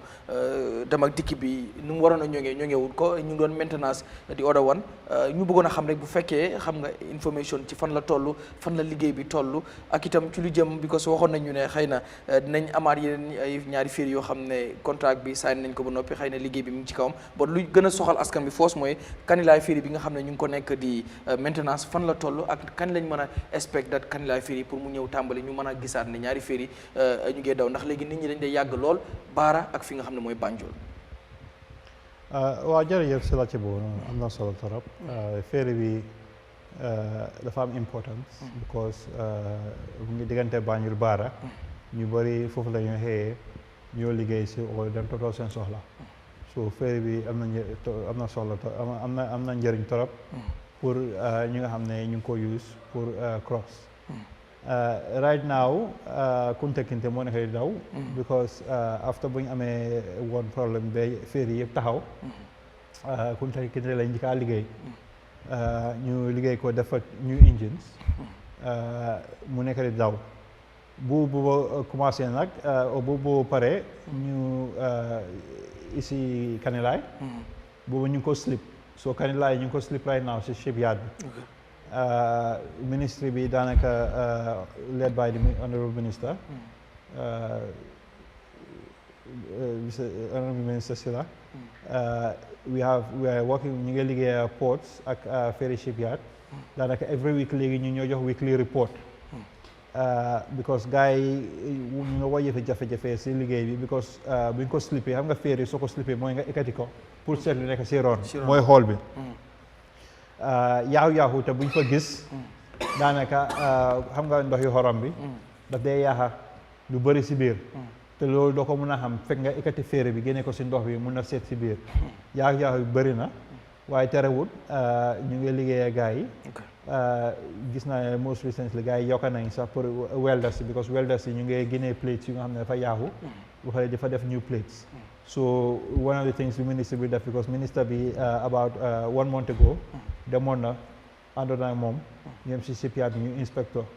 and port ak ferries fin GM bi and bu ñu ko seetee ñu gis ne liggéey bi bëgg nañ mu gën a gaaw so ñu wax leen ñu yokk seen doole pour nit yu nekk di liggéey foofu so yokk nañ loolu aussi nañ ay welders ñu fa nekk di liggéey also tamit Kanilaay dafa soxla new engines si order nañ ko Holland la jógee even about 2-3 weeks ago contractor bi ñëwoon na pour seet because suñ defaree xool bi yëpp ba pare then dañoo ñëw ñu fekk ñu isi engine si ak propulsion system bi dañoo mun koo install so su loolu lay nekk liggéey so ñun ministry bi suñu responsibility mooy monitoring evaluation of the work so ñu ko supervise like I said ñu ngi give weekly report pour make sure ne nañ defar ferry bi ba pare ñu am ferry bi operational as soon as possible waaye am nga ferry tamit it's a matter of very much important safety because ferry bi suñ ko defaree Gambia Maritime Administration ñoom tam ñoom ñooy régulateur bi war nañoo seet ferry pour make sure ne ferry bi safe na te mun naa demaat into operation so lii yëpp ñu ngi liggéey ak ñoom pour make sure ne xam nga because bëgg ñëw tamit defar ferry bi ba pare ñu see am ay tëkka am ay problème so loolu noonu ñu ngi see liggéey daal daanaka loolu government order na ñaari ferry yu bees under the fourth port expansion project am na ñaari ferry yi nga xam ne order nañ ko ba pare xalaal nañ ko order ñu ko order Damen gars yi commencé nañ liggéey bi so ñu ngi liggéey ferry bi benn bi African Development Bank under the port project ñoom ñu dimbale ñu jënd ko beneen bi government ñoom ñoo ko jënd so ñaari ferry yi jënd nañ ko ba pare te ñu ngi yaakaar ne by middle or Q3 of next year incha allah benn ferry bi first one bi na war a egsi for delivery ferry yi dafa nekk lu ñu ooy green ferry basically lu mean by green ferry is ne ferry bi dafa am engines waaye dafa amee ay battery so dafa mun a am dafa mel ni hybrid system la nekk basically hybrid ferry la so ñaari ferry yooyu like I say yooyu moom gaa yi ko liggéey te liggéey bi mu ngi dem ko daanaka mu war a demee so loolu laa la mën a jox si update si wàllu yes MC ferry yi foog naa ne su ma mënee fàttaliku ministre bi waxoon na ne by septembre da fekk maintenance yëpp pare na bon right now maa ngi jot information ne kanilaay bi xëy na bàyyi na si match la mu pare so xaw ma how true is it wala dama gëm ne benn ferry dafa difficult trop pour dem bi ak dikka bi because soo xoolee ñuy soxla ferry dafa bari si réew mi foog naa ne government war nañ door di bàyyi xel because problème ferry bi yàgg na du tey gis nañ si lu bari nga xam ne xew na si ferry bi ba dama gëm ne nguur bi dañ war a taxaw bu baax pour gis ne loolu saafara nañ ko ba passé nañ si mbiri ferry because soo xoolee da ngaa jógee tukki wala nga am patient moom nga mu ngi feebar war a ñëw wala xaar benn ferry dem na Banjul war a ñëwaat despite ferry bi gaaw na waaw benn 15 or 20 minutes na agsi loolu gis nañ ko but ñëpp nangu neen loolu ne gaaw na but government ne war a make sure ñu am ay ferry nga xam ne kon wax na ko fi am na ferry xam ne ni nga war a ñëw and maintenance dafa important si ferry bi man dama ne ñaari ferry warta pan at once gisoon nañ loolu amoon na fi jël na fi almost ay weeks bu nga xam ne benn ferry dawut dama gëm ne benn si nekkee benn ñaari mi ngay daw am na xam ne war naa mën a am stand by ñu door di ko maintenance ko de at once loolu dafa nekk lu nga xam ne lu garab si xoolee ñaata Gambie ñoo war a jël trans Gambie war a ñëw xaalis bi ñu bëri duñ ko am peut être pesi ni bëri yi nga yaa ngi dem school xale yu bëri pour ñu war a dem jógee Baara war a ñëw jàng Banjul delluwaat si ko ferry yi demut wala benn ferry mooy dem tam dina isi jafe-jafe mag si wàllu éducation bi su ñëwee si wàllu ñoo xam ne ñi ngay liggéey benn police yi or soldat yi aussi saaman si nga xam ne ñi ngay liggéey si nguur bi war a jógee Baara esaw war a ñëw liggéey si nekkee benn ferry mooy daw dina am délai su mag dina am après ñëpp xam neen Gambie time by 8 o'clock dafa war a fekk sa liggéeykaay mën ngaa ñu fekk ferry bi dem na xëy na yu bëri mu ngi laa xaar sa office so foog naa ne nguur bi wenn compétice Baara Banjul ferry bi si géej bi nii waruñ koo caaxaane dañ si war a taxaw bu baax because tey soo xoolee xaalis moom ne ñu ngi koo collecte foofu dafa bëri amul ñu si ëppa ñuy jaala si ferry bi neen jënd ticket xëy na benn ñooy ñàkk a jënd ticket waaye ñu si ëppa nañ jënd ticket muy moto yi muy nit yi nga xam ne ñu ngi faa jaala so foog naa xaalis bu dafa la ñëwaat sinti mooy si mbiri ferry bi foog naa lii war nañ ko mën a romba waaw pour ni ferry war naa mën a passé bu yàgg si nguur bi bari daf is good tam government tam ñuy duli update comme ni ko PS defee nii ñëw di leeral askan bi ñu understand ne fii la tool ñun nekkun fii pour di kontu nguur ba foog naa ne ferry si amee tey mu ñëpp si war a kontaan du ko man dam day jaala dem Sénégal suma mbokk yi suma jarbaat yi suma mbokk xarit yëpp ñu ngi koo def so kon ferry bi dañ si war a taxaw bu baax waaw Mr. Boy jërëjëf bii kay mooy loolu rek douane lu ñuy lose waxuñu ko de immigration lu ñuy use waxuñu ko de because of the poor ferry services because chain of work la ñu nekk fale suñ la waxee ñaata lañ nekk di ñàkk bari na gis nga économie dama ko dee wax fii it's a behavioral science boo li fi ne nga ne yow doo ko jo jàmbande ay yoonu du dem Gambie économie bi lii moo koy yóbbu waaye ñu ngi ko caaxaane ba yaa ko suñu commune naka la mooy demee te ñun dañu bëgg scam we a lot of scam I can give a case in point pour nga understand lu tax scam mu bëri you are going to meet the farmer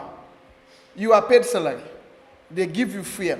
they're going to give you your accommodation but still you get per diem but the farmer who is listening to you mom do am it doesn't make sense and then you are saying okay I'm going to meet pharmacy meet the people stop these are the bad waste that we need to stop. Pour ñu mëna dem 30 million, 150 million in 5 years just to see farmers. Those farmers don't even get $100 to come and listen to you. But you who is paid your salary to do that job, you are going to be paid per diem, and it doesn't make sense. Ñun suñu ferry, these are critical national infrastructures, security infrastructures. Mënuñoo dem bay pan. No, you don't even. Nobody should imagine that. And heads who don't roll. No. It cannot happen. We must work. We have to till. We have to do the work in this country. Excuse that. Jobate is somebody that I consider a friend, to be honest with you. More than sometimes we lulu. But to be frank with you, it's not efficient. Every now you give us dates. September, ex-party. I'm going to be focusing internationally. Hey, every department has what we call focus. Luta duñ dé chahané ci budget dañ ko dé budget pour mëna xamné bu soda bu ñaaka xaliss té ñu nga ñëw budget suñ 5 years bi no 1 year bi tédu luta ferry bi duñu xol lan la wara sola ñu am suñ focus ñu am suñ systems in place because ferry bi su stoppé douane dañ dé lose money that goes to our coffers immigration dañ dé lose money GPA dañ dé lose money that's why our economy is not going because ñu ngi sampa nakala ko waye plant and we are not watering it. These are the systems that would water our economy. We don't joke about them. No way. We don't. But you get host OIC fee, nyata vehicles, fat amnan vehicles. But ferries, we cannot have it because nobody cares. So the system that we have here, a lot of scam. Bonye insurance scam bank for. Bonye driver si. Hamga luta manduma de blames driver si. Business, I understand. Kan mo wara now am yere mande sudulungu. Nguur moo war a jëna am yërmande more than driver nga xam ne private entity la dafay goto yow nguur ñun ñu lay fay waaye yow soo ñëwee sa pour seet suñu sax dañ la dee fayaat it doesn't make sense nga ne driver ñu amal ñu yërmande te nguur amu yërmande mais the two people so mu ngee ñëw example boobu pour Gambia ni understand how much is allocated 30 million it used to be 10 léegi boobu noonu lan la pour baroo dem gis ak Gambie de xam seen problème yi ana suñu extension workers yi bon si kaw loolu noonu dañoo fay lépp kaam lu ne waaye ferry mënuñ ko am it doesn't make sense. Thank you, Boje. And we have to change that. So the government is totally inefficient. Thank you. Wasteful. All right, Duria. Don't lo am solo mbiri ferry man li ma gis mooy dafa soxla ñu investir man ni li ñu am doy li ko junj rek mooy su amee bu am problème jafe-jafe yuñ ci dee am te xam nañ ne ci côté boobu ci dem ak dikka dafa am solo torop bañ na ba ñoo xam ne suñ buggee jàlla dem Sénégal foofu lañ ko yaakaare kon foofu dañ ko war a fulal bu baax a baax du rek ci ferry bi waaye raam bi léegi-léegi tam mu doon jafe-jafe xëj na liñ am dañ ko war a yokka PS wax na ko am na li ñoo séentu waaye su ñëwee rek tam nañ fexe fonka ko waxtu bu mu war a dem maintenance mu dem maintenance liñ cee séentu nag loo xam ne moo ko mën a saafaral mooy ñu am ci bridge Banjul Baara ñu bridge ko dina am lu bari lu moo wàññi waaye soo xoolee li moo dugal ci koom-koom bari na te yàgg nañ di yokka paas moto yi li ñoo fay ticket yokka nañ ko bagage waaye su fekkee yaa ngi continuer di am challenges pour management bi dañ leen war a seetaat bu baax a baax ngir ñoom lañ yaakaar pour ñu doxal te ba tey li nga def su dee nit ñi ñu ngi jànkuwante ak jafe-jafe loolu lu ñu war a xoolaat la waaye li ma ci bugg a wax rek mooy dañ fa war a invest ngir nit ñi dañ ko yaakaar torop te war na ñoo yokkatam working hours bi pour li nga xam ne mooy jaala dem ak dikka bi nit ñi war see gën a suñ ko yaatalee rek dafa tax yéen a concern su bari doo ko am waaye suñu leen ne waxtu sangam la féeri bi di wàcca nag day gis rush hour bi ñu bari nu ñoo def en yéen a yum def feesee ba ëppa loolu tam lu ñu war a wàññi la waaye da ngaa gis ne suñ externe waxtu bi nga xam ne moom la ñoo liggéey leen loolu dina wàññi yenn rush hour yi ak yenn congestion yi moo am. thank you balaa ñu ñëw jeexal Omar monsieur Ceesay bu fekkee da nga am bëgg a wax yow tamit si féeri bi not as the union president. No, I think ferry is very important for us as far as the movements are concerned. ñun ñoo fa dee jaarale. ferry anytime su amee issue rek ñun ñoo ko njëkk a yëg. because remember ñun ñooy transport nit ñi ñun ñooy transport the goods. so soo demee si ferry dafa am priority for nit yi. so bagage yooyu dafay nekk si moto bi for some days. standing at the Banjul or Barra they cannot be crossed. sometimes yu bari sax lu dee xew mooy guddi ne sàcc bagage so suñu sàccee driver mu am responsabilité pour faire bagage yooyu. every time ñu ngi jànkuwante problème yooyu. I think li ngeen wax moom la mooy nañ si gën a focus lu ñu si mën a def pour ñoom la ne pan bu mañ a am. and number two dama lay seetlu benn affaire si ferry tamit ferry sometimes da ngay ñëw ferry ñëw ñu ne dañ koy balee create some another time pour ngeen xaar. as I said, transport is about time. So for me, the government of the Gambia needs to focus. Transport is the wheel of the economic. Transport. Don't joke with transport. xaj nañu ko doon joke but I keep saying this su mu bëggee réew mi dem suñ ko fulalu réew mi mënut a dem whether maritime la or aviation whatsoever. yéen tamit ngeen yërëm askan. olof ñaa ne balaa ngay am naam ne fa. waaye boo fa nee it neel naam. waaw ba nekkaguñ fa nag. nan nekk fa jëkk. waaw jërëjëf so di gis naa tamit ministre yi ñu ngi def anything possible ñu am ferry es because gisoon naa PS Holland gisul ma gis naa ko gis naa ko si koñ bi mu ñëw xool ferry fu mu toll pour mu gaaw ñu gis naa ne am ñu partenaires yu ñëw pour développer ferry loolu ma développement su ñu amee compétition rek xam nga mbir bi dina dem so gis naa tamit soo digga Banjul I think ñu ngi fay bi am ñu infrastructure for ferries so di nga dina rapid low movement bi and also dina génnee boarding from Senegambia Road because di nga capane the most of the vehicles are using Senegambia Road it's another extra cost for the business because the distance is around 200 kilometers different ñu see another cost so ñu ngi ñaax port bi sur ferry service ñu gën a góorgóorlu xam na ni lu amoon ferry panoon ñu bañ a am so kii mu ngi fi kanilaa mu ngi try bana tax kontekeli yéeg dimbale ko balaa kii bu dem taxaw bi da du pare all right thank you mi go yes all right waaw waaw taxaw moom neexul ñu te man sax am naa sa expérience pour am pour jàlla ak sa gaal gis naa ferry bi bu mu taxawee ñu bëri na xam nañ si sonné surtout jigéen ñi benn ferry nag doy waaye ñun tam ñu ngay def lu ñu mun di def moo tax ma ne la kanilaay lu ñu fa fekka yaaxuti bi o raw na lu gars yi saytu woon soo gisee problème bi tamit dara la mooy ne Banjul shipyard dafa need modernisation ak equipment and lii dara la lu nga xam ne ñu ngi ko boole si port concession bi because da nga gis ne ferry bi su soxlee maintenance pour slip ko dafa lay nekk problème sometimes nga war a dem Dakar pour dem fixe yenn problème yi kii yooyu loolu noonu yëpp daf lay tax ba xam nga maintenance bi nekku fa so dara la lu nga xam ne dañ ko war a gën a fonka ñu gën a koo def ba pare on top of that tamit yëfi ferry bi yes ferry bi business la mu ngi correct revenue waaye for most of the time port moo nekk di subsidize ferry because ferry dafa seet pour jënd ferry bu ees because most of the ferry suñu dee fiñ fii du dee nekk stock ferry da ngaa am pour order ko especially ñu build ko because ñun suñ type of ram suñ am yi yooyu noonu dafa la utee ak yeneen dëkk yi ferry yi ñu dee use so da ngaa gis ne most of the time suñu waxee ferry foog gars yi order ferry ba pare ñu dem xaar ñu build ferry bi kii lii yëpp dara la nga xam ne am nga moo tax yu ees yi ñu ngi xaar pour gars yi defar ko pour ñu mun ko operate Gambia because yenn ferry yi comme daloon na fi time Yahya Jammeh ñu dem ici ferry ñëw mënuñ ko operate fii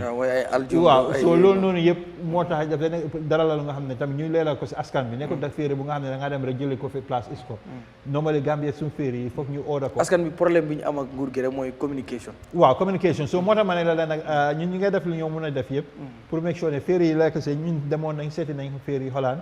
ferry ñu ngi ko liggéey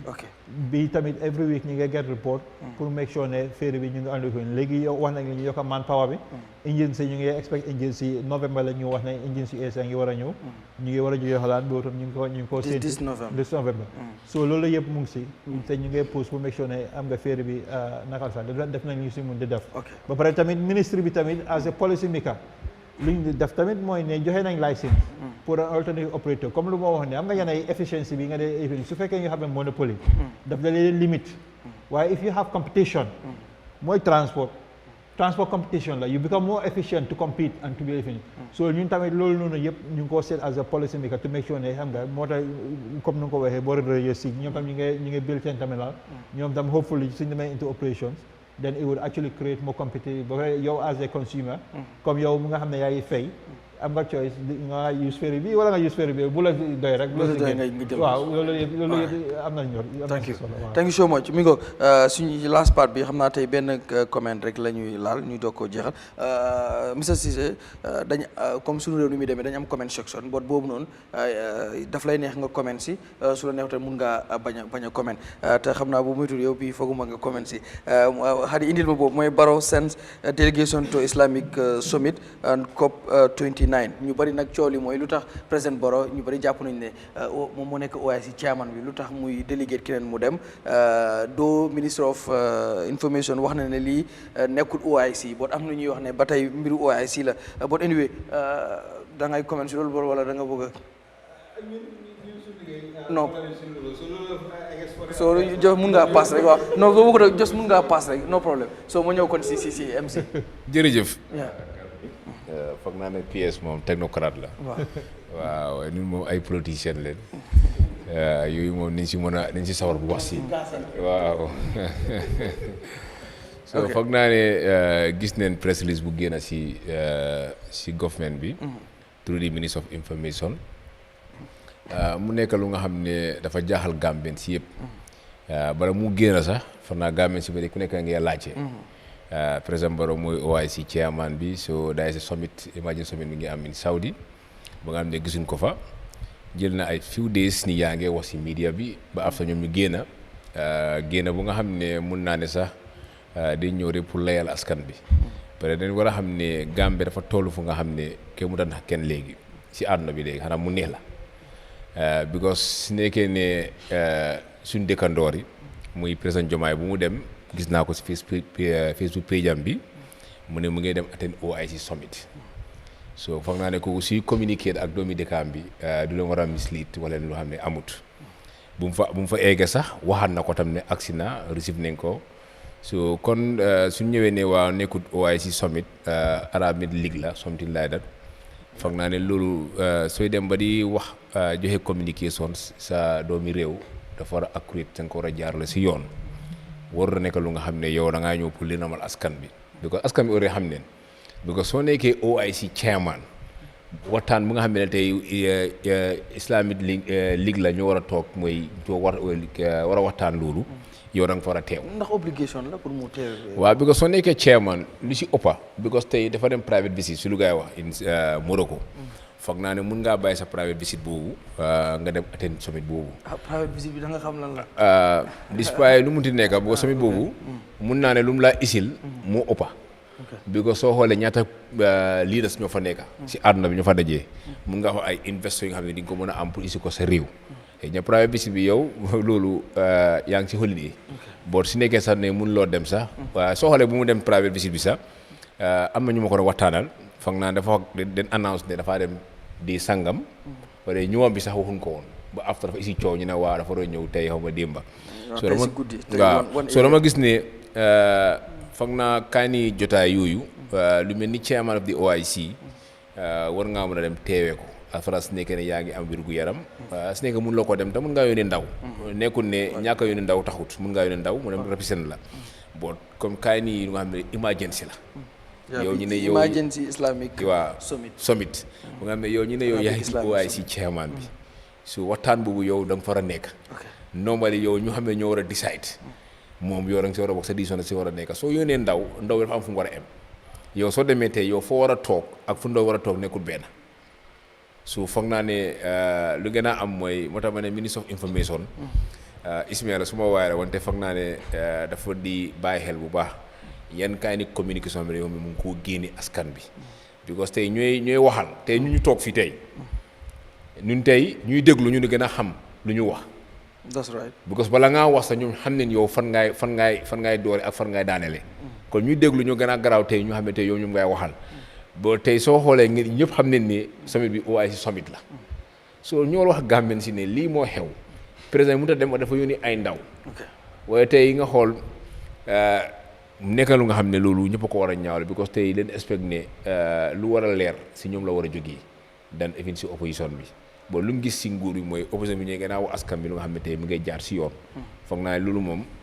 nekk lu nga xam ne beneen yoon suñu wax askan bi ni leeral askan bi gën a am solo. Mr Boye. waaw jërëjëf foog naa Sénégal Arab state la de Soviet bi ñu ne Arab state la de Diomaye dem na de lu ñu nekk di wax mooy gis nga lu tax ñu oo summit bi because of the Palestinian crisis Gaza and Lebanon. Israel, Lebanon. These are all Muslim, or we can even say Arab states, in fact. So obviously, your Sune, your Mbota Bunga Jite, which is the second in the world when it comes to population. Numbon bon. Sudul sa something directly under you. Man, forgot ne sudul invitation sa wakana la koyoni. Because lo linga jite ni yep domi yo ina. We've seen Diomaye go. Mota MC come le mwai. This nga information is power. Yalla sa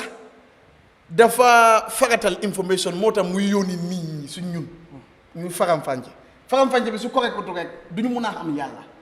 so information ministry dafa important yow da ngay wax Gambia lii la ñooy def waaye Sénégal the same information is coming from Sénégal te naa bokk so here one is lying either Diomaye is lying or Dr. Ceesay this thing is lying one of this must happen aduna dafa passé foofu complain the president cannot make it to this event. Full stop. He has sent a delegation. But you cannot tell us, in fact, this is not this. That's not proper communication. You are the president munta dem. Ni la yoni fali. Bu fekkee li mu wax moo am nag. Waaw léegi ban moo am. moom fekkee li mu wax moom moo am. loolu la nekk ban moo am yow jama yow wax ma yow. mooy bi nekkul OIC. Based on the evidences that we see. wala moo xew. One evidence. And even if we assume do OIC. Wow. But it's what Arabs. We have seen people New Gambia them and they are not Arabs. And they also had added their voice to a very prominent discussion, international discussion. And I knew President Munta add lolu non fofu. That is the thing. That makes him more relevant. That makes him have that position si OIC. Ne even lu nga am ne nekut OIC dafa ay taw make sure ne mom tamé amna si cadre. That's our point. It's a national pride. President ku nga ne moy OIC chairman bi mu dem teewi si façon yi ni mu am cadre. It's a national pride. That's our argument. It doesn't mean that the president has to go everything. No, but also if you are communicating to us, tell us the facts. Because this country, Benen country, they are all going to the same event. So what should we believe? Right. That's our concern. You should join that discourse. It's a very important discourse. You. Yes. Durija. Man duma ci wax lu sori. Lu waral lolu moy private visit bi betay xawma lan moko waral. Xamna ne position bu mu enu as chairman of the OIC fak ñëw ak responsibility man li suma gom su sañoon tey moom mu teew fa waaye su nit demee ba yónnee léegi-léegi nga xam ne télé na wala loxoom jàppana suñu waxoon nag li nga xam ne mooy li waral private visit bi wala bu dee mu ngi ci réew mi fii demut mu yónnee su boobaa xalaat yi dina doon ute wala luñ cee mun a ñambaas dina doon ute waaw so kon li ma mun a wax rek mooy ne ñoom mi joxe xibaar tam Minister of Information nguur nag léegi-léegi du bugg a génne yëpp du ko bugg a feeñal li ñoo joxe ak li ñoo bàyyi ñoom ñoo xam lu tax ñu koo def waaye lan moo waral emergency visit bi ndax ci coobareem la wala soxla la wala leneen la loolu moom ma desee leer moo tax duma ci mun a xuus bu baax. All right. Mr. Ceesay. ok mi ngo bokki kon lii moo doon lii moo doon suñu réew tey ñu ko doon amal tey suñu gan mu nekkoon PS permanent secretary ci Ministry of Works am tamit keneen si suñu gan di président bu General Transport Union di am mbégte bu baax waaye laata ñuy jeexal soo bi rek ñoom ñaar ku ci nekk dinañ la bàyyi nga tàggoo PS am nañ mbégte bu baax a baax si ni nga ñëwee xam ne itam yaa ngi woon ci tukki yegg si rek ñëw fii loolu apprécié nañ ko bu baax a baax ndax tamit comme ni ko gars yi di waxee toogu bi nekkul ñu bari ñoo fi bëgg a ñëw boo yow ñëw nga tontu li nga xam ne tamit mooy suñu laaj kontaan nañ ci trop bàyyi la rek nga tàggoo. waaw ñu ngi laa jërëjëfal di jërëjëfal paneliste bi because am nga réew waxtaan ak xalaat moo ko yóbbu kanam te ñoom ñëpp lañ fi wax fii daanaka dégg nañ ko because dañu ne fas lu mu daw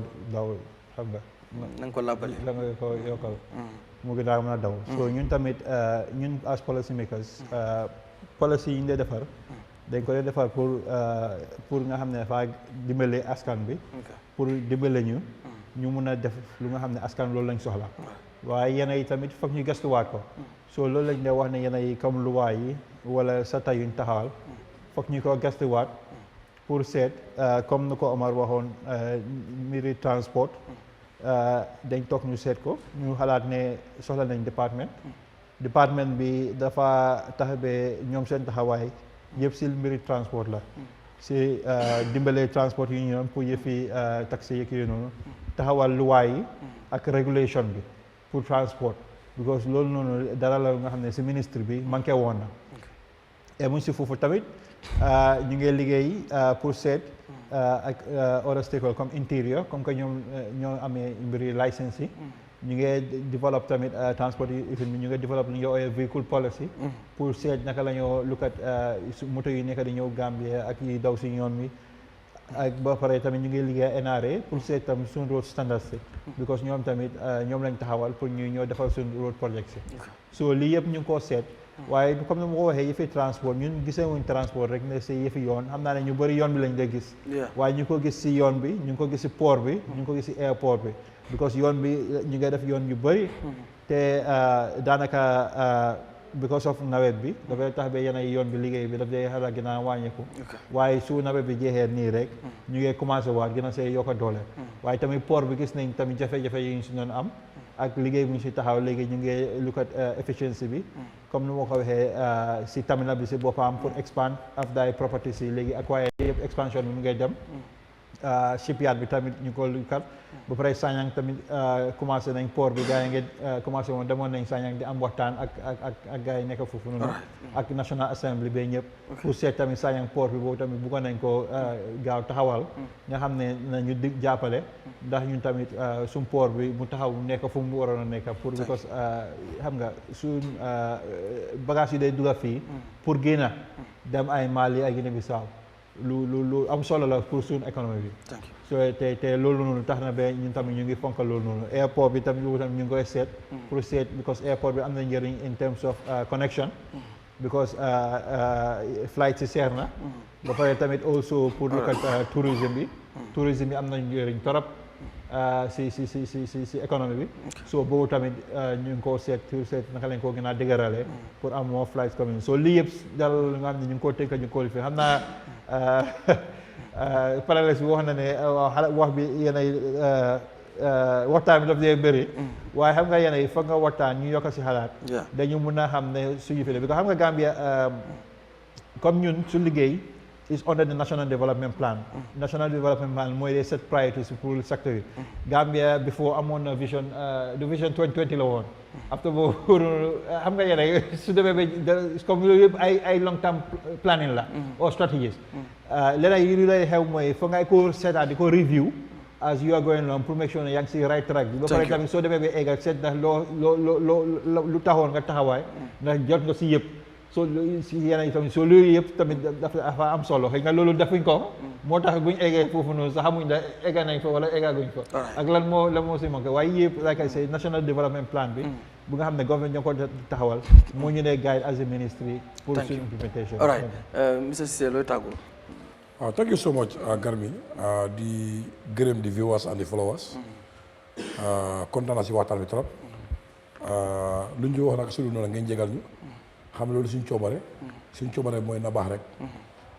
di ñaax suma mbokki driver yi yaakaar nañu dimbale na nga ko ne di dimbale yaakaar nañu yërëm askan na nga ko ne di ko yërëm koo tane rek ngay dimbale and also the GTU dina remain committed waxtaan stakeholder ñu ne tax naka nga ko yeexantal pour askan ñu ne gis boppa di gërëm bro Doudou Dia di nuyu Mr Bojang MC Cham ak suma boss PS di nuyu askan yëpp di nuyu suma boss yi driver ñu ma jël liggéey di leen wan ne congrès ñu ngi ñëw nañ si liggéey bismillah rahmaan rahim jëlee si alhamdulilah bëgg naa daal ñu support doo campagne non man bëgg naa support ma nan la ko du ma campagne lu ma def doy na su doyul askan ñu indi kenn baax na ok moo si portal yaa ngi def bëgg naa tëgg yëpp Yahya Jammeh boo fi waxee du ma campagne fii non lu tax du ma ko def mooy ok waaw soo léegi may naa la 2 minutes nga campagne fii non bëgg maa campagne waaw waxal loo bëgg a wax dégg ma bu transport damaa fu ma ko fekkoon waaw ñëpp xam nañ ko dafa fu ma ko yóbbu loolu moo war a campagne su loolu doy nit nag na ngeen di ku mën a def loolu ma xale amee yombooy mën na liggéey bari am naa ministre sax am naa fa place wala mën naa fa toog so adama tout balaa ngay daaneel bu naa nuyu suma jabar su ma fi toog nuyu ku la neex nuyu ku la neex soo tax di ko nuyu bu baax because dëgg jiite trafic yombut man damay wax téléphone 24 hours damay nekk guddi ba 2 o'clock ma jóg solo suma ma génnaat kon ku la mën a muñal loolu jël na ko gërëm di ko gërëm di ko sànn di ko góorgóorlu rek xam naa ñaareel du gaaw a ñëw ba dina ñëw nag dina ñëw mi ngoog thank you so much suñ ñaari guest yëpp PS Matarr Ceesay thank you so very much president of General Transport Union Omar Ceesay dëgg la he is media friendly foo ko soxlaa dafay ñëw Doudou Dia thank you so much MC Cham and Mr Bojang Mamadi Kurang ñu ngi lay ñaanal tawféex fi nga nekk di ñu setaan bëggoon naa ñëw trop ci last minute si la am lu ko gàllankoor rek but inshallah hopefully next week dinañu join ak Sirifo Bayo Sonko moom tamit ñu ngi koy nuyu bu baax a baax di leen tax bi announcement suñu ñuy seetaan si satellite bi 15 November muy Friday bi muy li ngeen di gis noonu ñu leen koy wan suñ current frequency bu ñu nekk nii yéen ñu ko am we are moving move nañ sax already but ba tey ñu ngi use the old one but on the 15 yéen ñi nga xam ne yéen a ngi am di old one maanaam frequency bi ngeen nekk di ñu jàppee nii doo leen ko amaat so pour ngeen continuer di seetaan Eyeafrica TV ci satellite bi si suñ programme yi rawatina seen favorite programme yëpp muy Sunu Reew ak yeneen ngeen continuer di ko seetaan da ngeen di def li nga xam mooy blind scan su ko defee di ngeen ko mën a am bu fekkee possible ngeen call si nombre bi 2323213 wala sax ngeen woo seen technicien si ñoom bu ñëwee rek dinañ leen mën a cuunal pour ngeen am suñu frequency bi ngeen mën di seetaan yeneen programme yi nga xam ne mooy Eyeafrica TV yu ñu leen jotal waaye tamit seen favorite programme yi nga xam ne am na fi ba mile 2 di leen nuyu yéen tamit def leen noonu because of ñi dee complain ne bu frequency bi demee sometime yéen ñu ko dee njëkk a complain frequency bi nag boo gisee mu ci nekkul dara